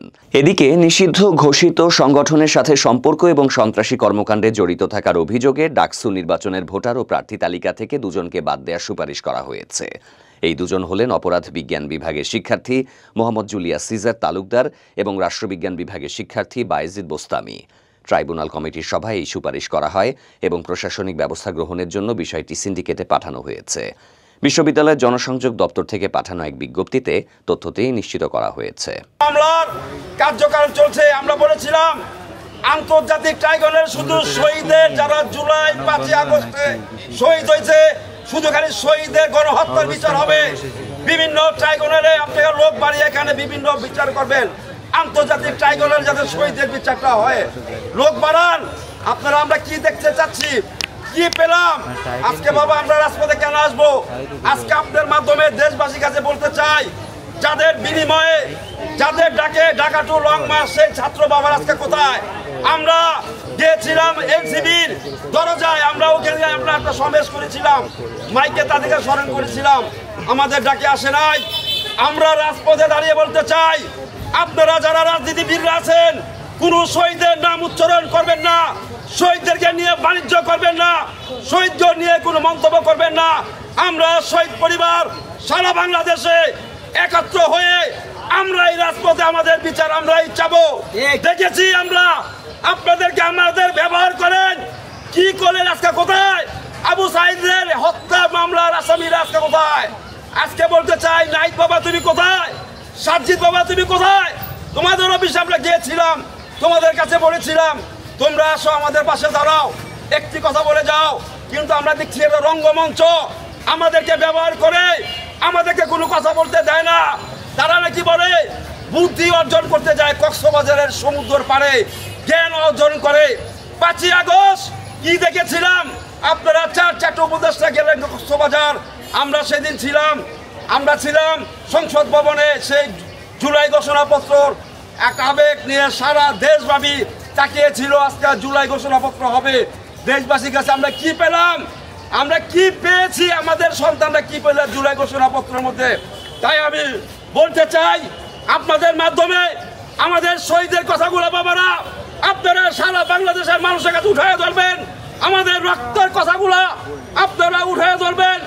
আরেকটা জিনিস বলতে চাই, 1971 সাল 1972 সাল এইটার ভিতরে যারা নাকি ভুয়া মুক্তিযোদ্ধা আছে তাদেরকে সংস্কার করে 24কে তার ভিতরে ধারণ করেন। আমরা চেয়েছি আমাদের শহীদের রক্তের একটা সম্মান চেয়েছিলাম, মুক্তিযোদ্ধার ভিতরে থাকবে। আমরা মুক্তিযোদ্ধাকে অসম্মান করতে চাই না, আমাদেরও সম্মান। তাই আমরা চেয়েছিলাম যারা জুলাই 5 আগস্টে শহীদ হয়েছে এই মুক্তিযোদ্ধা কাঠামোতে তাদেরকে শহীদের সম্মাননা, শহীদের মর্যাদা, শহীদের তালিকা থাকে, এটুকুই আমরা চেয়েছিলাম। আমরা কোনো সচিবালয়ের সচিব হইতে চাই নাই, আমরা কোনো মন্ত্রী হতে চাই নাই। আমরা চেয়েছি আমাদের বিচার, আমাদের সন্তানদের যাতে সুষ্ঠু সম্মানীয় চেয়েছি। এই তো আমাদের দাবি বাবা। আজকে দেখেন আমাদেরকে ব্যবহার করে কারা আজকে রাজনীতির ভিতরে মনে করে টেনে চলছে, আমাদের শহীদের কথা বলে না, যদিও বলে বাস্তবে আমরা এটা দেখছি না। তাই বলতে চাই শহীদের সম্মান, শহীদের মর্যাদা, শহীদের তালিকা, শহীদের বিচার সংস্কার করে নির্বাচন আমিও চাই। আমিও এই দেশের এক নাগরিক, নির্বাচন করবে নির্বাচন কমিশনার, বিচার করবে বিচার বিভাগ, সংস্কার করবে সংস্কার বদল, তিনটা চলবে। দোহাই দেন না, আজকে সবাই নির্বাচনে বসতে চলেছে। 16 বছর রাজপথে দাঁড়িয়ে পারেন নাই, গণপিটানি খেয়েছেন। আমরাও খেয়েছি। সেইখান থেকে আমাদের সন্তানরা মিরাজের মতো মিরাজ সারা বাংলাদেশে যারা রক্তাক্ত হয়েছিল, জীবন দিয়েছে, সেই হানিফ ফ্লাইওভার এখনো দাঁড়িয়ে আছে। আমার মিরাজের রক্ত যাত্রাবাড়ি থানা লেগে আছে। তাই আমি বলতে চাই, বাবারা যারা মিডিয়া সংবাদপত্র আছেন, একটু হলো আমাদের কষ্টটা নিয়ে আপনারা শহীদের কথাটা বলেন রাষ্ট্রের কাছে। বাবা, আমরা কোনো রাষ্ট্র কোনো লোভ লালসা চাই না, রাষ্ট্র কোনো টাকা পয়সা চাই না, আমাদের হত্যার বিচারটা চাই বাবা।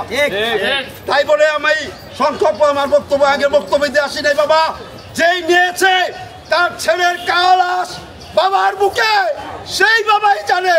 এখনো আমার দেহটা পাথর হয়ে রয়েছে। কেন আজকে রাজপথে আসবো? আমাদের কি স্বার্থ ছিল? ছাত্র একটাই ছিল, আমার ছেলে দেশের পতাকা নিয়ে প্রতিবাদ করেছিল, এই ছিল আমাদের অপরাধ। তাই বাবারা, সাংবাদিক বাবারা, আপনাদের মাঝে বলতে চাই, আমাদের সন্তান যাতে বিচারটা পায়, সম্মানটা পায়, সেটুকু জানাই আমি আমার বক্তব্য শেষ করছি। আসসালামু আলাইকুম।